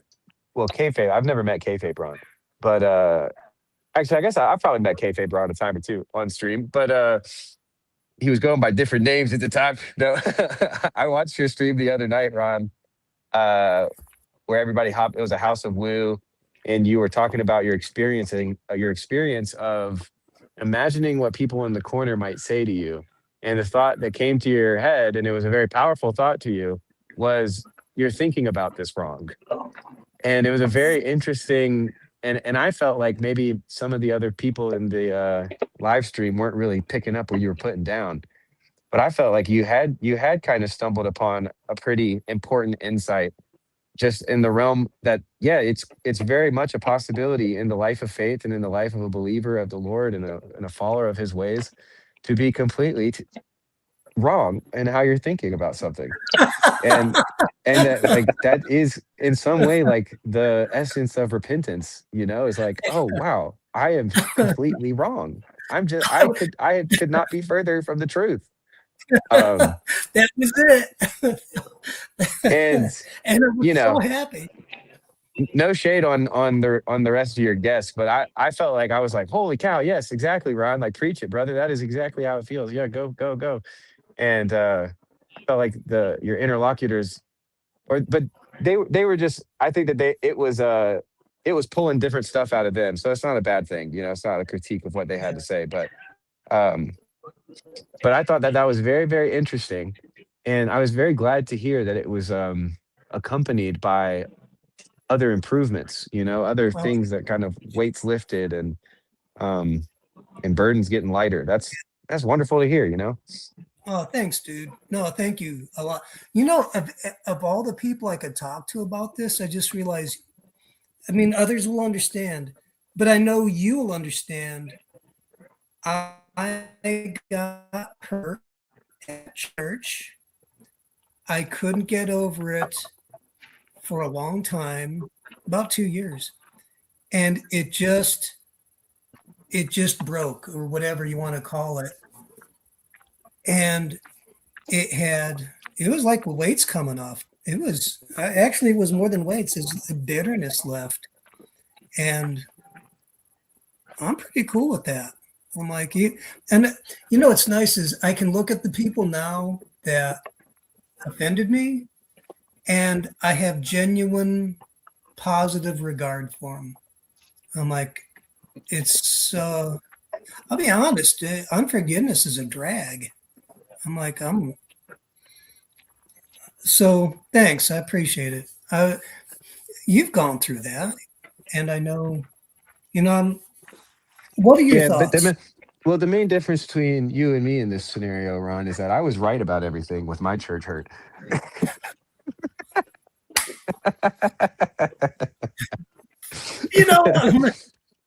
That's the thing that makes it so difficult is, I wish I was wrong about something so I could go back and be like, oh man, I was really wrong about that one. That'd make it, in some ways that'd make it easier. No, the stuff I was wrong about was not the point of contention, actually. That's not 100% true. There was definitely some immaturity on my part that I needed to grow from, and that it is of course a joke that I was not wrong about anything. But on some of the main parts, I guess I still do think I was kind of right, but that's not the most important. That's not what's important of the story. It's been little consolation in the wilderness. What has been of great consolation is the moments where, like you're talking about, where it's just like, oh my goodness, who has bewitched me? I'm a foolish Galatian. Like, I am so wrong. And I don't like, and what was, a lot of times for me, what's heartbreaking or what makes repentance even more painful is the way in which I want to second guess that moment of I was wrong, and but then also it's because I cared so much about being right before I realized I was wrong. So it's like a double. That's what makes it hard sometimes is there's like a double whammy of like, not only did I think I was right, but I thought that like the most important thing in the world was for me to be right while being wrong. Mm-hmm. And so that's super humbling. But then you also it's a very comforting thing to be, because when you realize you're wrong, you're closer to the truth, and he's the way, the truth, and the life. And so I do think for the believer, that moment of repentance, you can think of it as bittersweet, but it's almost like an opposite of bittersweet in the sense that the bitterness is not what's forward. It's the sweetness that is forward.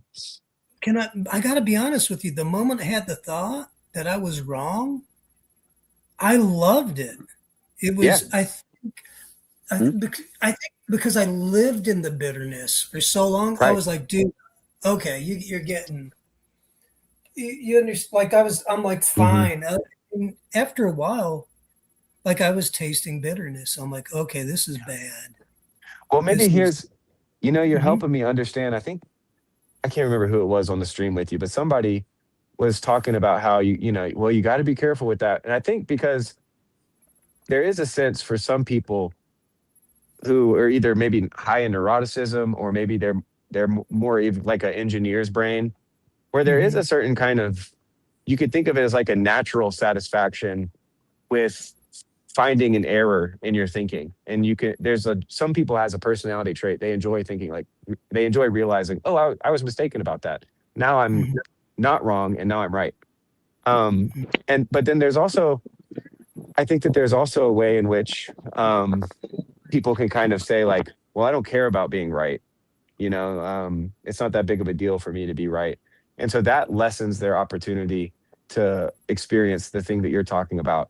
Because I do think that what you're talking about is slightly different from both of those experiences. Like, and then there's also people who just constantly doubt themselves all the time. and that's like a pure skepticism. And then you start doubting whether reality is real or whether you can trust anything. Is there such thing as truth?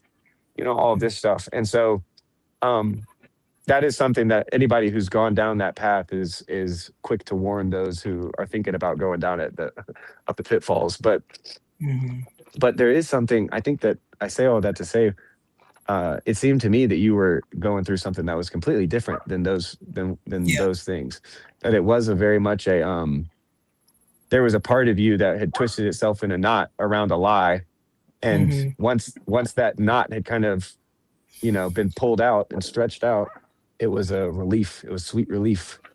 Yeah, well, I think what happened is I was wronged, but the way I was responding to the wrong was maybe worse.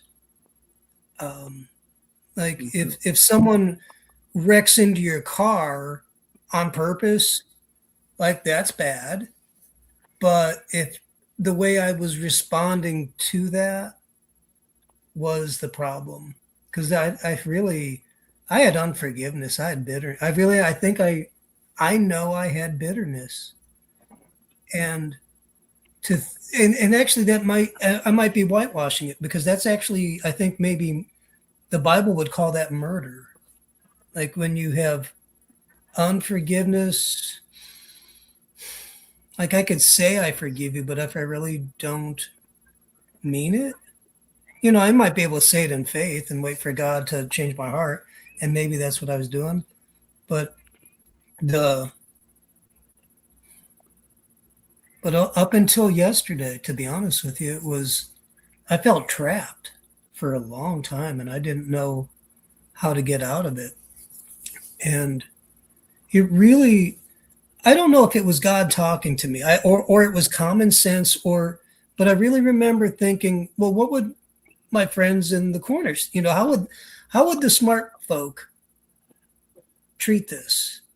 And it was a moment where I tried and was able to look at it just in a disassociated way, but not like a numbing way, but just more like looking at it as an object and going, okay, what are the options here? What are the different ways of thinking about this? And that was it. And that was only because I've hung out with you guys, and I know that one of you would say that. And then when the second thought came, like, well, you're wrong about the way you're thinking. You are thinking wrong. And it landed it was like having a square peg in a square hole. And when it landed, it had a physical response within me, positive. And that's when I knew. I'm like, oh my gosh, I accidentally got the right answer. And it was really, it's no kidding. It was so much fun it wasn't fun. It was so much relief and pain and bitterness. So that's been the process. So I appreciate you understanding. Well, speaking of pain and bitterness, we've got a member of the Civil Wars CRC joining us for the first time. Welcome, Brett, with the Greek spelled Brett, with the last name that seems Latin. I'm not bitter. I'm teasing. I'm repenting. I was saying he's dealt with bitterness. He's dealt with strife because of the Civil War within the CRC. But it's making light of a heavy subject, which is my right as a stream host. So, Brett, welcome. Thanks, man. It's first time. This is awesome. Yeah, we're getting back into it. It's not quite as easy as riding a bike. There is a kind of if you stop doing it, you fall out of practice and you get rusty. So I'm kind of working my way back up, but I can't have Ethan Kahi out streaming me. That's just that'll get you out of a deep depression. If you got some redheaded hobbit from the Midwest calling you out, time to ride for Rohan at that point. And no, yes, I am more of a Rohirrim, and yes, he is more of a hobbit, even though I do have hobbit tendencies. You guys must go way back. We don't No, actually. We've met. He was at Midwestuary, but it's not like we've spent that much time communicating. We are. I think we're very similar, and so we just kind of recognize in each other a vibe that can be, um, you know, uh, made use of on live streams. So anyway, welcome. Hey man, that's awesome. No, I think you. I mean, I don't notice that you're. I guess stumbling back. Doesn't seem like that to me. Is this mic too loud? It sounds great for me. It sounds Okay, wonderful. I don't want to Yeah. be clipping. No, don't worry Yeah. about that. Those are haters in the comments. They need to grow up and adjust the volume on their own device. Wow. That's awesome. No, I wasn't. You a get 3 Civil War. hours into a stream, you just start saying what you think, you know? Exactly. I've been close. Couple hours. Yeah, you and Tayo went for a while. I'm gonna make a meal, a couple meals off of this one stream about Wrestling Reform with you and Tayo. This is like I love hearing Tayo's voice. Wonderful voice to listen to. Man, good grief. And you got a great voice too. So it's it's good. It's good listening. It's good listening. It's better than whatever, Luke sent me something today. He was like, this is really great. You got to listen to this. I couldn't stand it. I could not stand it. Sorry, Luke. I made it like halfway through. I'll probably finish the rest of it out of respect and admiration for Luke, but oh boy, rough sledding for me. Anyway, I was a little ornery and irritated when I was listening to it anyway. So it's probably my fault, but yeah, welcome. And, have you been with us the whole time? Have you listened to the whole drive home? Long commute tonight? No, I mean I was home when you started, and I was like, "This is awesome." And I listened to it all through dinner. I listened to it sitting out back, watching the birds and the squirrels and the rabbits. It sounds like I'm in an estuary, doesn't it? But I'm not. Good deal. Beyond that is the highway, so there's that. Yeah, you're in Florida. Yeah, that's right. Yep, right on 95. I know 95. Everybody does. I know 95. Backbone of the East Coast right there. Love it. And hate it, depending on the time of day. Yep.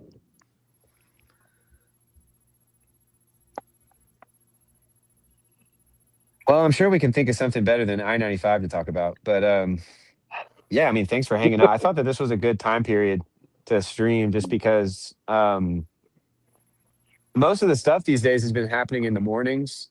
And we used to have a couple of like evening and nighttime streamers who really made hay of the nighttime time slot. But those have been less recently, or at least I haven't been catching them as often. But the nighttime certainly brings out a different vibe, a different feeling.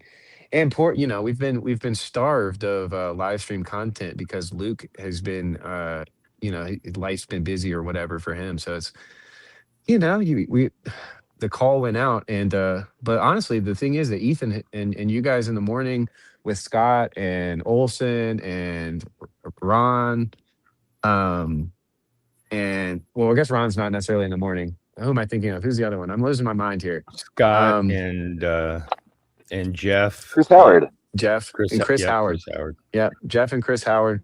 So yeah, and even Grimm's been hitting the like pre-noon Eastern Standard Time streams, and I'm just like, man, our circadian rhythms are so different these days, guys. Like I'm staying up way past my bedtime, and you guys are all getting up early in the morning, and it's but this is it's a fun time in the TLC. It's a new wave, as Ethan said.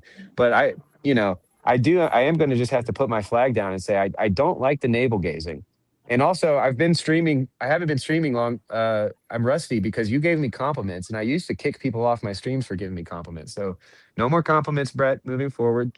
And also, let's try to keep the navel gazing at a minimum, boys.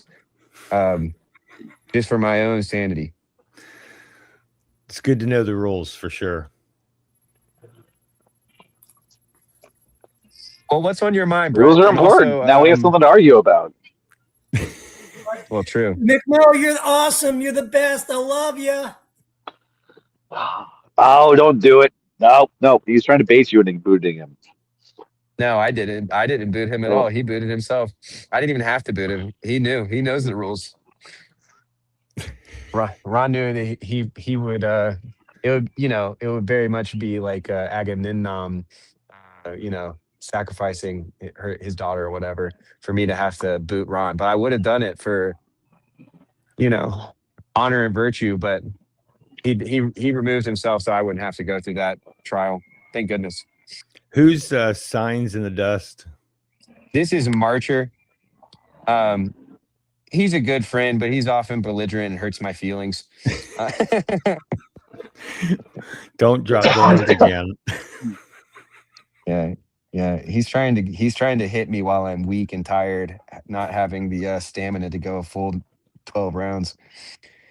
I did one time. I was sad on a work trip, and I was drinking too many beers, and I was arguing with him and somebody else on Discord until like 2 a.m. over I don't even remember what, and it was not a good look, but it was a fun time. I've had a lot of fun with Marcher and listening to Marcher, and he gives good advice, and he's a good dude. So often maligned, I'll say, but he's maligned in large part because he is a very committed traditional Thomistic scholastic thinker, and he's a partisan in that way, and so he's got a dog in the fight, and he is very good at explaining what he thinks and what the kind of traditional Catholic scholastic philosophical view is on a subject. And he also has the chops to critique just about anything if it's not kind of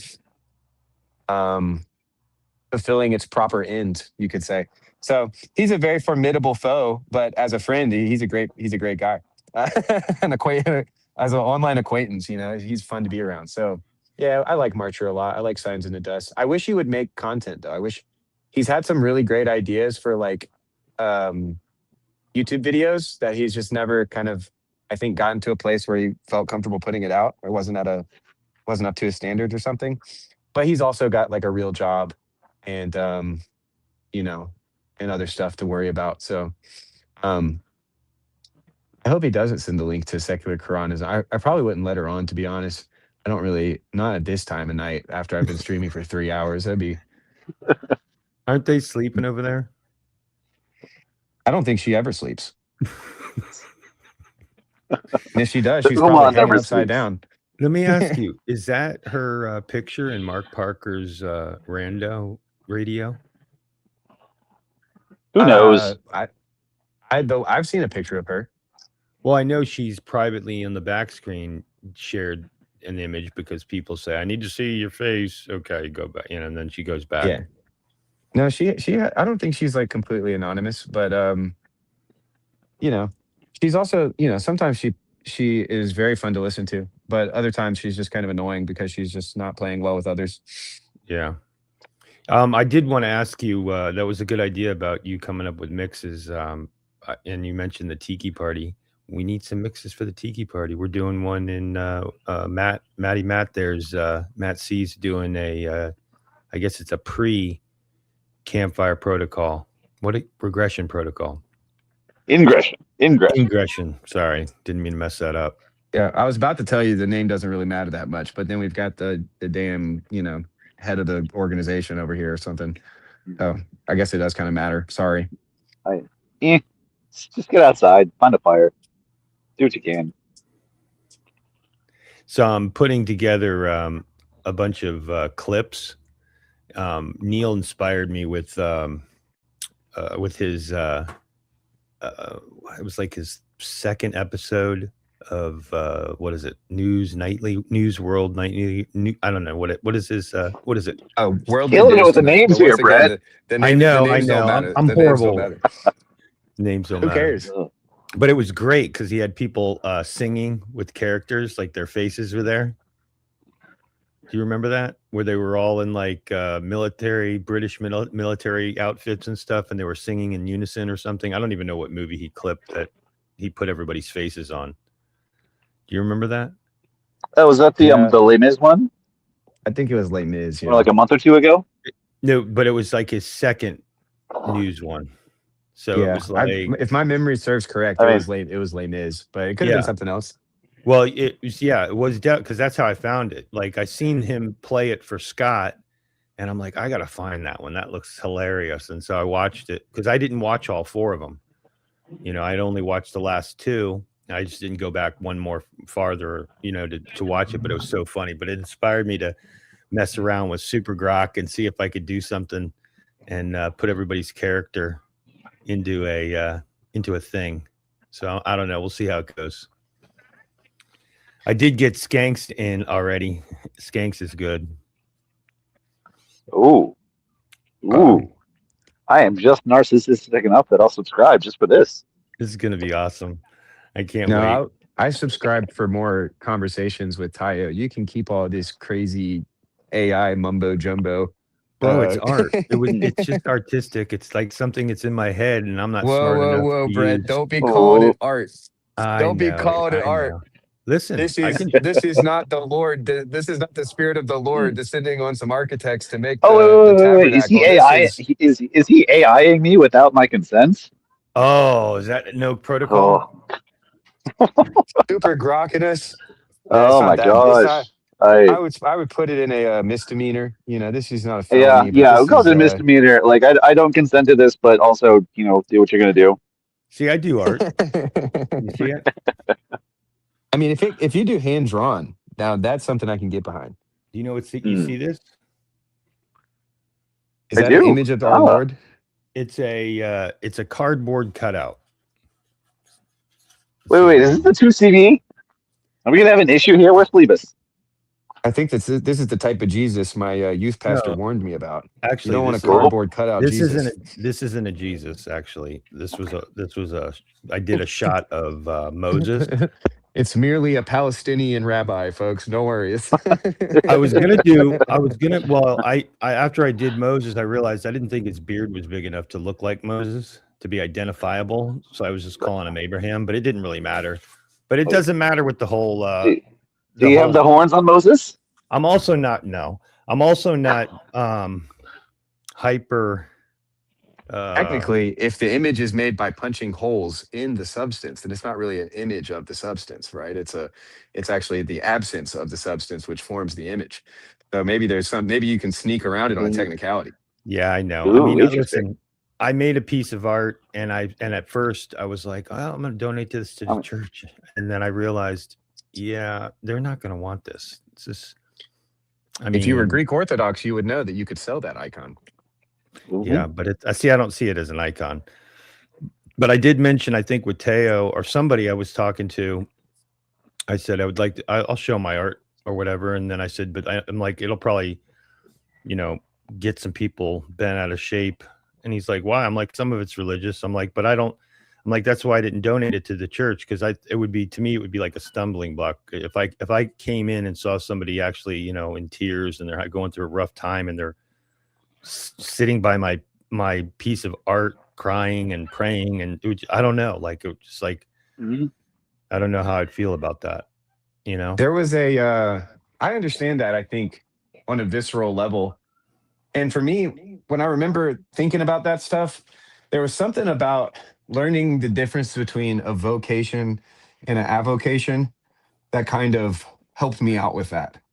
Because there was a sense in which, like, I can create things with my hands and with my mind that I love, that are a good use of time, a good use of leisure, a restful experience, and I can give them as gifts. But then there's a difference between something like that and something like a vocation where, I feel called by the Lord to do this thing, and it happens to be art. And so I need to I need to do it in such a way that, as far as it goes by me, I can, in good conscience, have it be next to somebody on their worst moment and it be not necessarily inappropriate there. So to me, that was like what helped me relieve the tension when I was feeling that kind of tension that I think is kind of similar to what you were talking about. I don't know if that resonates or not, though. Yeah, it does. I mean, so like for me, just to be safe from, as far as perspective or just the possibility, I've just decided to keep all my artwork. I don't sell it. I don't give it away. I mean, I give away stuff that isn't religious, really. I think I did give one away that I did. It was a cross that was made out of spikes, crossed, and then it had a thorn of crowns, kind of like hanging on it. And I gave it to somebody that I work with that I don't know. I thought she needed a reminder, but I know she's not treating it like that. You know what I mean? Yeah, I think you're pretty safe with symbols like that. Like the symbol of the cross and the symbol of, but also, Matt Skankenstein is particularly sensitive to the second commandment violations, but not as sensitive as Phoebus. But it might interest Soul Signs in the Dust Marcher in the chat about that does kind of bring up an interesting kind of Protestant, Catholic, Orthodox vector of iconoclasm, but also signs and symbols. And there's a way in which the Protestant iconoclasm very rarely goes to the symbol of the cross, and it's not a crucifix, but the symbol of the cross. And then oftentimes you'll also see the symbol of the dove or the symbol of the crown. And so these symbols are very powerful. And it's also right up Marcher's alley because he loves semiotics and the study of signs, and that's kind of a part of his wheelhouse intellectually. So, but yeah, that's interesting that's the one, because especially if because it sounds like it's kind of become a matter of conscience for you as well. So like you kind of older brothered you older brothered your way into it being a a thing for your conscience as well, because that, but it being that makes sense why, for a specific moment as a reminder and not necessarily as and that's basically the kind of Orthodox Catholic argument, is that these images are just kind of direct pointers to God in such a way that there's no need to worry about them being worshipped in themselves or it being idolatry, right? Like that would be the kind of, I don't know. I'm still manning a position that's not my own, so forgive me if it's not perfectly accurate, but there seems to be some sort of synergy there. Yeah, I think you're doing a good job. I mean, at the end of the, well, I got to stop saying that. When it all comes down to pass, it's at the end of the day. When it all comes down to pass, when I was growing up, and my grandparents were Catholic, and I'd go to church, church mass, whatever, when I was a kid, or because I was visiting. The statues are so cool, things like that. So I thought that was pretty cool. But yeah, I guess the older I got, I realized there were a certain group of people within, their church that definitely took it to another level. You know what I mean? And so I guess that's the only caution, that I have. I don't necessarily think it's, I don't think it's as big of a deal, but I do know that people do find it a big deal. It's kind of like I was explaining to somebody about drinking. We were talking about it. We were having a service, and it was this like temporary place, and it happened to have a bar that they weren't using. And somebody said, they shouldn't we're having dinner. They should be okay to have a drink. I'm like, dude, we're about to have a church service. You don't do that. You know what I mean? Like, what are you talking about? Like, you setting a precedence. And he got into the drinking thing, like, 'cause he doesn't have a problem with it. I'm like, I'm not saying you should, I'm not saying that, but there's going to be people here that probably do. I mean, there's broken people that are struggling with that. He goes, well, that's not my problem. Like, it's not his issue, right? And I had to go through the whole thing. I'm like, well, dude, the Bible talks about stumbling blocks, right? I'm like, it's fine if you want to crack a beer in front of a bunch of your friends that don't have a problem. But if you're cracking a beer amongst a group of friends that you have no idea their background, or you don't have any idea if it's ever been a struggle or is a struggle for them, that's kind of, you're kind of making an assumption. And I feel like that's a bad stumbling block. So likewise with the iconic stuff, I don't know if somebody's gonna go down that road. You know what I mean? Like, and take it to a different place. So I just would prefer to not be a stumbling block for somebody. You know what I mean? Gank, you got any thoughts on icon or image icon stumbling block? Uh, I mean, initially, just running to the last thing you said about stumbling blocks. That is a good and important concern to have, but I mean, like we also live in a kind of clownish world that is inverting that. And so there's sort of like an infinite amount of stumbling blocks that can be used by certain, sections of the church to, they can use that as a lever to kind of like exert their will over everyone else. So there's, I mean, if it's an issue, you got to have like community discussions, I guess, but like an absolute ban over absolutely everything anybody might have an issue with. No, yeah. Don't get me wrong. Part of the Bible talks about the stumbling block. So, like, it's like if you think about it, Paul's talking about not being a stumbling block for this in front of people, that this is a stumbling block, and vice versa. So he would refrain, but he also would participate.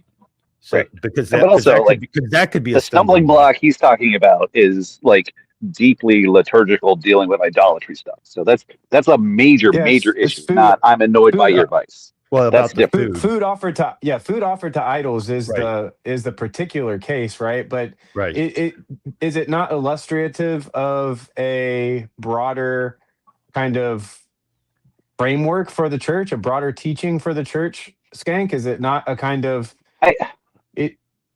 It's it part can't just of it can't part of just your it can't moral just theory, be but it can't just I apply to food offered to idols, right? Because if Right, that were the right. case, it would have no use to us today, right? And Mhm. so, and then it would fail to meet the Yeah. standard of all Scripture being God breathed and profitable for teaching. Thanks. So there'd be a problem there. I But mean, it provides enough I'm with you context to that it's tell us not. this. Yeah. Yeah, I'm with you that it's not as clear as every time a Christian brother has an issue with something, it's my duty to not do that thing around him. It's certainly. Mhm. I could hear people being, or I could imagine people being worried that it's almost like the worry of being too nice of a guy.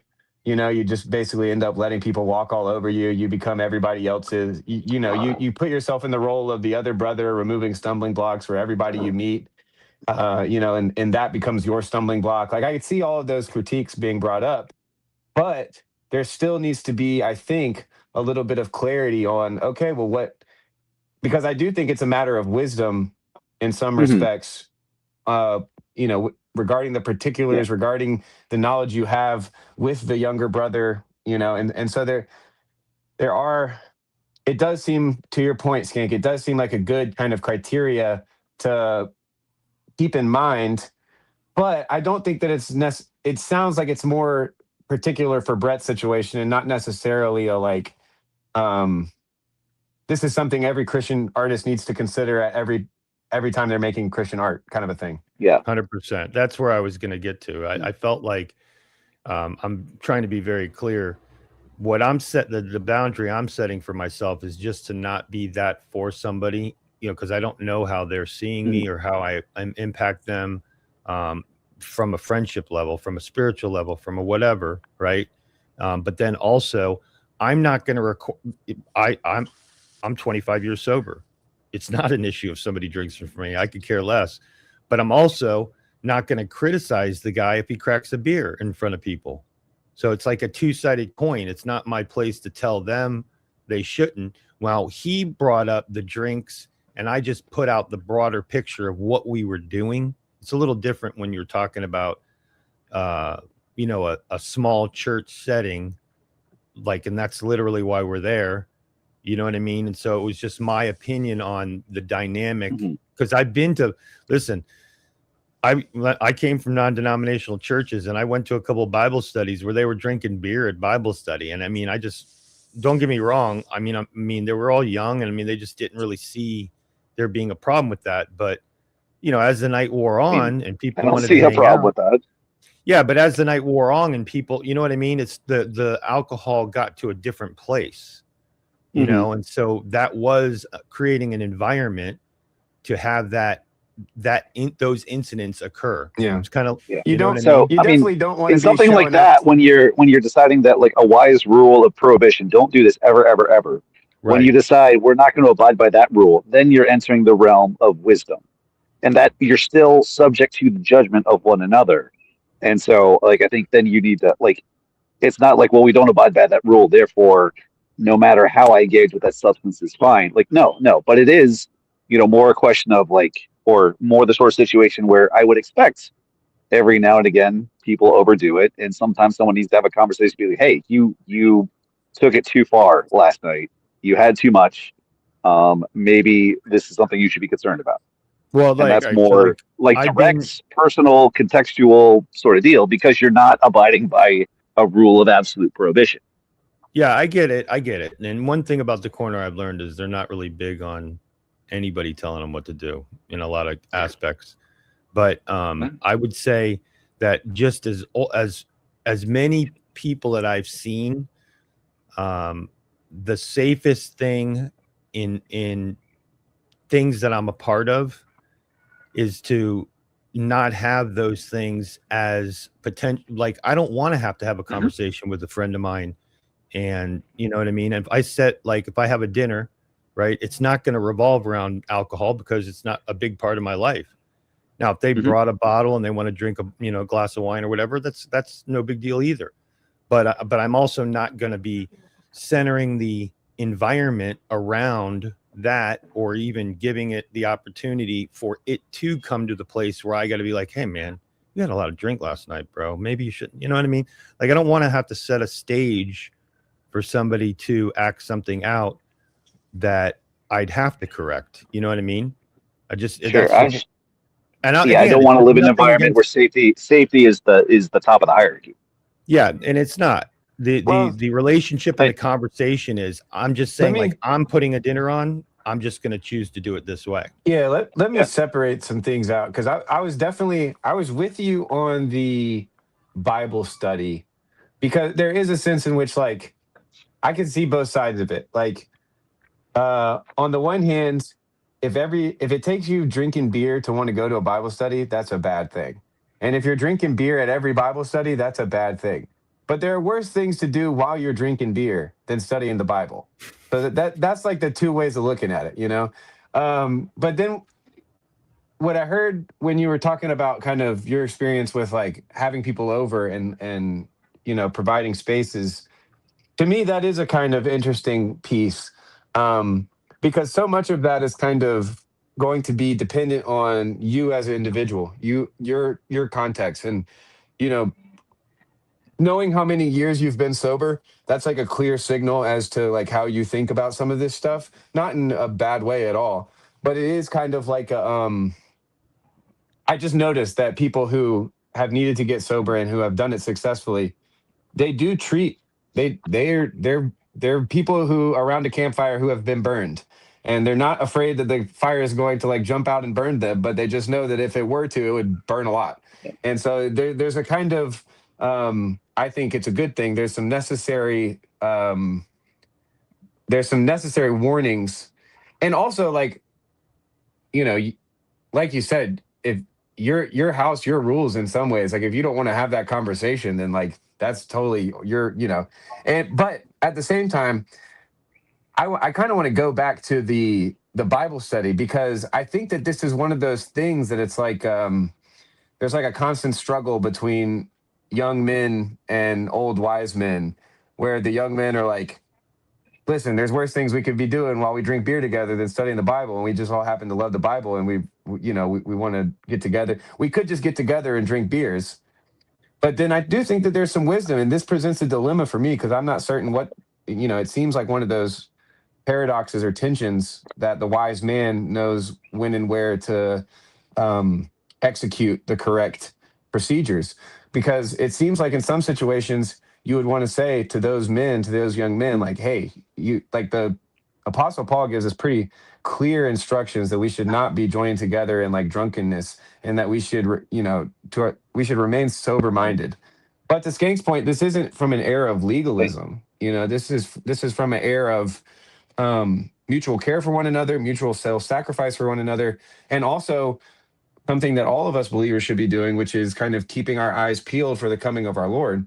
And so, no, that does not mean teetotaling, right? But at the same time, it does mean that should be our direction. That should be our like default as Christians in some sense, right? Like that being sober minded. There obviously is a place for feasting and for celebration, right? But this just needs to be pretty clearly like a matter of conscience. And if your conscience is bound, that's great. That's fine. I respect you. As groups, as communities, we need to talk about how to manage everyone's consciences. I'm not going to preemptively manage everybody's consciences for them without asking a question.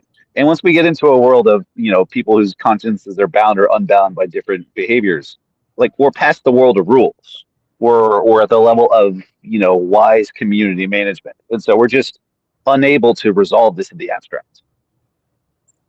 Yeah, one Fair thing I enough. was just thinking of is like meeting people at the campfires, right? Like in my mind, there was no doubt that I thought that people were gonna probably have beers or drink or whatever. That like I just figured there has Or to worse. be. Yeah, like I like that, and that's not my like I'm not. That's like when I show up, I'm not gonna be That's not your saying vibe. exactly. I'm not gonna be like, dude, don't be doing that. Come on, bro. Let's you know what I mean? So I mean, like I'm coming into a space, and I consider myself a guest in a space. And if this was a serious like stumbling block for me, I would not go, right? But I like the Bible study thing. There were things that ended up happening inadvertently that did cause it to be a problem, right? I mean, people ended up going off on tangents, or somebody ended up, and they weren't even drunk. They just weren't their normal selves. They got too hyper about things or something. They got passionate about something, or we got off topic, whatever it was. So it was kind of disjointed. But then, like one of the guys had said, I think personally, I'm good with it. I just think that we should have our Bible study and then I'll hang out after, and like that seemed to be logical to me. You know what I mean? Like, let's all be somewhat clear-minded with what we're doing right now. And then, afterwards, no big deal, And then it allows everybody to be able to There's not a whole lot I can participate. contribute to this conversation because I'm just not a part of this group. And so you got to talk to them about how you want to run your Bible studies. Oh yeah, well, this is a long time ago. Oh yeah, I know, but I don't know. after action report, part of me is just like this, like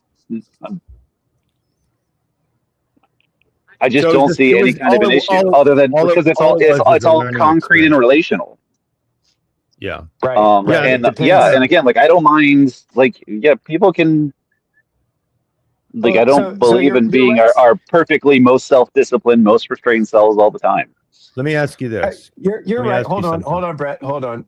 You're right, Skank. But I do want to push back a little bit because I think that even in the abstract, we can kind of point to general not general rules, but general dynamics at play. And this is why it's a wisdom conversation, right? And of course, in the particular, the actual individuals involved are what matters. It matters whether or not the guy who gets more passionate after one beer or whatever, whether he's sinning or not, is kind of between him and God as far as we're concerned, because we don't know the guy. And so, I get that feeling, but there is, I think, because it's based on this larger point that Brett was making about this dynamic of removing stumbling blocks from our brothers. I do think that it's still a kind of valid conversation topic, even in the abstract, because of how that kind of comes up all the time. Yeah, but I think it comes up all the time because we like to be busybodies that shove our noses into everybody else's lives. Well, hold on. Let me ask you this. And this is often in a lot of churches I've been a part of. Like this is often used as an excuse for not treating people like adults. All right, let me ask you this. Just a quick paint this picture. Let me paint this picture. Let's say you had a totally healthy, Bible study where drinking was part of the program from the very beginning of it, right? And you met somebody that you really wanted to invite to this Bible study. And then you found out that this is a struggle for them. You know, wouldn't that kind of hurt your heart to know that I really want to invite him, but I don't think he's safe in this environment. I don't think this is a good place for him to be. You know, That's just life, man. That's just life. I mean, I've got some people I like to invite to my estuary, and part of me is like, I feel like they're not going to vibe with the people. Some of the people that are. I know it's less an vice issue, but a personnel issue. But that's just. But I mean, if we are trying to get people to hear the gospel and be in a place that's a loving environment where they can hear this beautiful story of the Bible, and we're literally going to reserve that because our environment isn't conducive for that person. Yeah, your one study is not the only place where they can encounter that. Yeah, to me, just not your Bible study that we're talking about. Hold on, guys. Yeah, let me play a exactly. little bit. Let me play a little bit more referee. Let me play a little bit more referee for the sake of my own cortisol levels. After 3.5 hours, to me, it does seem to depend so much on whether or not you have the type of relationship with the other men that you are in fellowship with in a Bible study, your brothers at your church that you're doing this Bible study with. It's more important to me that you have the type of relationship that says, hey, I'm inviting this guy. He's got problems with alcohol. Can we kind of take it easy on this week and see if he sticks, then we can kind of walk him through that process slowly to make sure it's not a stumbling block. But if it doesn't, if he doesn't like it, then fine, whatever, we go back to normal. Like, to me, if I was in a Bible study and somebody said that, I'd be like, yeah, that's fine. 1 week, whatever. But to Skank's point, this is the type of kind of small church circle nanny state operations that go on where it's just like, can we, like, is this really what we're fighting about, is like whether or not to have a beer at the Bible study? Like, are there any orphans or widows that we could maybe take care of instead of worrying about this? Like, I am totally with Skank's vibes on that. But Brett, your response, please. Yeah, I guess it's just, and this is, I guess you could blame my formation, right? That's what a lot of people like Luke and some of these guys like to use lingo that gives you some element of justification for why somebody believes something they believe, which is valid. I was only in heavy recovery for probably the first 10 years of my sobriety, right? So the last 15 years of my sobriety, most people didn't even know that I ever had a problem with alcohol. It just wasn't a thing. And I never made it a thing because it really, at this point in my recovery, for me, it wasn't an issue. Now I also know other people that are 25 years sober and still go to meetings, and for them it's an issue, right? So I guess because I've seen so many different personalities over the years in recovery ministries and just all the different things, and I've seen people get real close to, hearing Jesus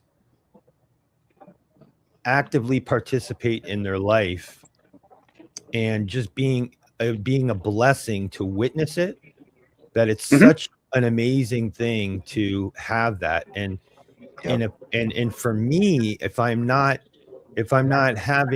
trying to create as many environments as I can to make it as easy as possible for people to hear the message of Jesus Christ, then that to me is a conscience thing. You're right. It's just one of those things where I'm like, I just gotta say, like, it sounds like your conscience is pretty, like, bound in this, and you shouldn't listen to anything I say because you're doing what you're supposed to do. Hold on, boys. Boys, let me please, for the sake of my cortisol, for the sake of my seed, please let me talk in between. The thing that came to my mind, Brett, was because most of what you said, I'm like, yes, that's great, that's awesome, yes. But I think what I'm seeing is there's a supreme lack of wise elders, because I've been a Christian long enough to know people whose whole context was sports. And so everybody that they saw come to Christ was an athlete. And so they thought that the thing to do when someone becomes a Christian is to put them on this strict regimen of total transformation, where you're reading your Bible every day, you're waking up, you're exercising, you're prostrating, and it's this full package, like a personal trainer would give you for your spiritual life. And it's, coffee once a week or twice a week. And so, but their context for the Christian walk was specifically this athletic coaching, athletic process. And so I could see them kind of coming to a Bible study and just saying like, whenever we do a Bible study, we all just like sit around and we just stuff our face with food and sweets.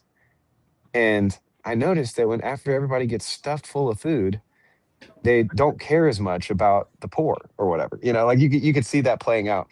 And so everything that they would be saying would be true.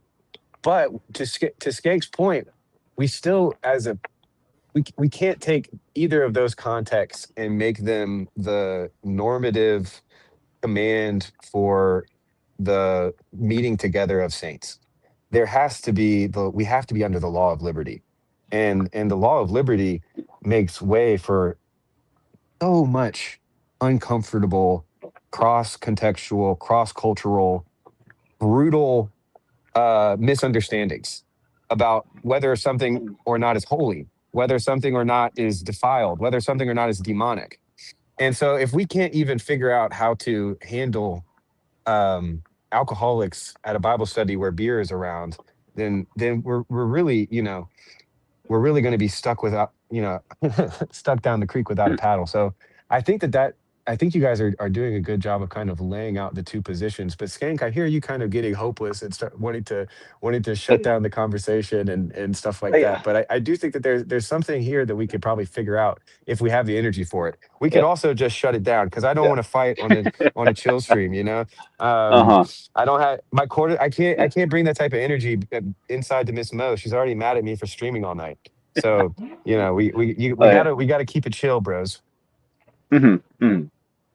Yeah, no, I think we're just kind of we just have very different visions of what a group is, and how to approach a group. And they're both valid, but and we just have different visions. If we were both in the same group, we'd probably have to have a long conversation to hash out how our group would function together. But just a couple, I don't know, axioms I'm coming to this with is not every group is for everyone necessarily. And I just kind of philosophically don't believe in optimizing groups for abstract others that may never show up. Because I believe groups are like, when a group comes together, it becomes its own unified thing. So even if I am in charge of a group, the group is the synthesis of all the people bringing their own selves to the group, and it becomes its own thing. Now, if you are, running a group, especially like a Bible study, that is specifically you create a space that's like definitively unwelcome for a particular type of person who would like to join the group. That's an important question to ask. That is an important moment for the group to take some stock and be like, how did we get here? Why are we like this? And the answer to how the group should proceed, it's not necessarily clear, like, well, we need to reform, or we're just not for everyone. That can be okay too. Like as I said before, like this is literally an active kind of concern for me right now. Is I've got some friends I'd like to, bring into the estuary that I'm involved in, but I really am not sure how well they will mix with the group. And my solution is, well, I guess I should probably take some responsibility and start my own group that is optimized towards welcoming these people that I don't think are necessarily going to have a great time with the current estuary. Because I can't change the other group, and I think they would really, really benefit from something like this. So them being the seed for a new group is probably going to be the best way forward. Yeah.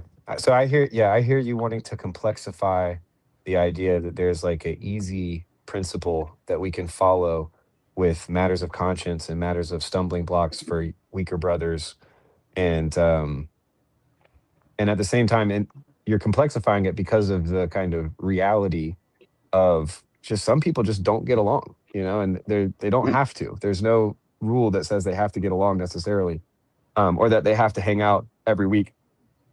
But it gets tricky if the body that we're talking about is a church, if it's a body of believers in a community.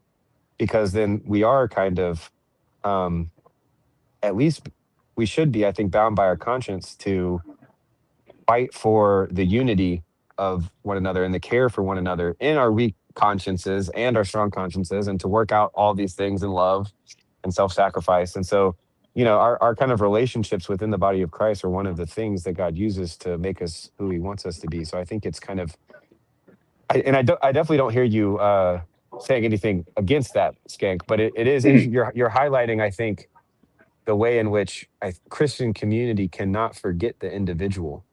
Yeah. And it definitely doesn't diminish any of the importance of what you were talking about with the conscience, but it does, I think, get us out of the frame of thinking like, well, what should we do in every single type of this situation, and closer towards okay, who do we need to be to kind of act wisely and charitably in complex situations regarding matters of conscience. So anyway, Brett, what are your thoughts? And I think this should probably be final thoughts, because alas, I'm getting sleepy. No problem. Yeah, I appreciate you having me, and I appreciate the dialogue, Skank. Definitely. I mean, I always love all your stuff, and I love hearing from you. I want to make it clear. I'm not trying to create, I don't want a prohibition. I don't, you know what I mean? And that was just more about particular spaces to be hospitable to all, without being overboard, and being hypersensitive, because I'm acutely aware of codependency and the insanity that can bring, because that's its own addiction. You know what I mean? And it's in the mind, which is even almost worse, right? Because you can relapse any second, in your head. So, so I do appreciate your thoughts on it for sure. Yeah, we definitely handle some complex issues, and we really didn't do too bad. I think that you guys were getting a little bit too spicy for my taste on this evening, but it's only my show. It's not like I'm right or anything. You guys probably would have been fine just really hashing it out. But again, it was for my own sensitivities and proclivities. But Skank, and Brett, thank you so much for hanging out, listening all night, and then coming on and just getting the gauntlet, getting some lively conversations late in the evening. But I'll give it over to Skank for the final thoughts, Skank, and also thank you for once again basically being a McMo host. I appreciate it. So yeah, what are your final thoughts? Vote with my feet here, sir. This is what I want to see more of in this here corner. Shoot, I just lost my thought here.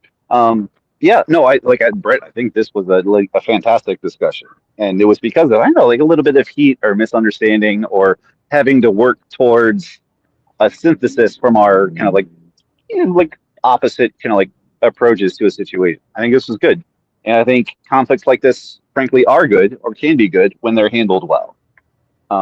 Here you go. One of my evangelical Skank Cohens here is, frankly, if your small group is not sinning against one another, you're not actually close enough to each other. Like if I don't know, and every now and again see your sort of like, your tendencies, your vices pop out from time to time, because they're just going to pop out. That's just the nature of us being in process. Then you're not close enough to the point where the mask is dropping, the kimono's opening, and you're actually knowing each other.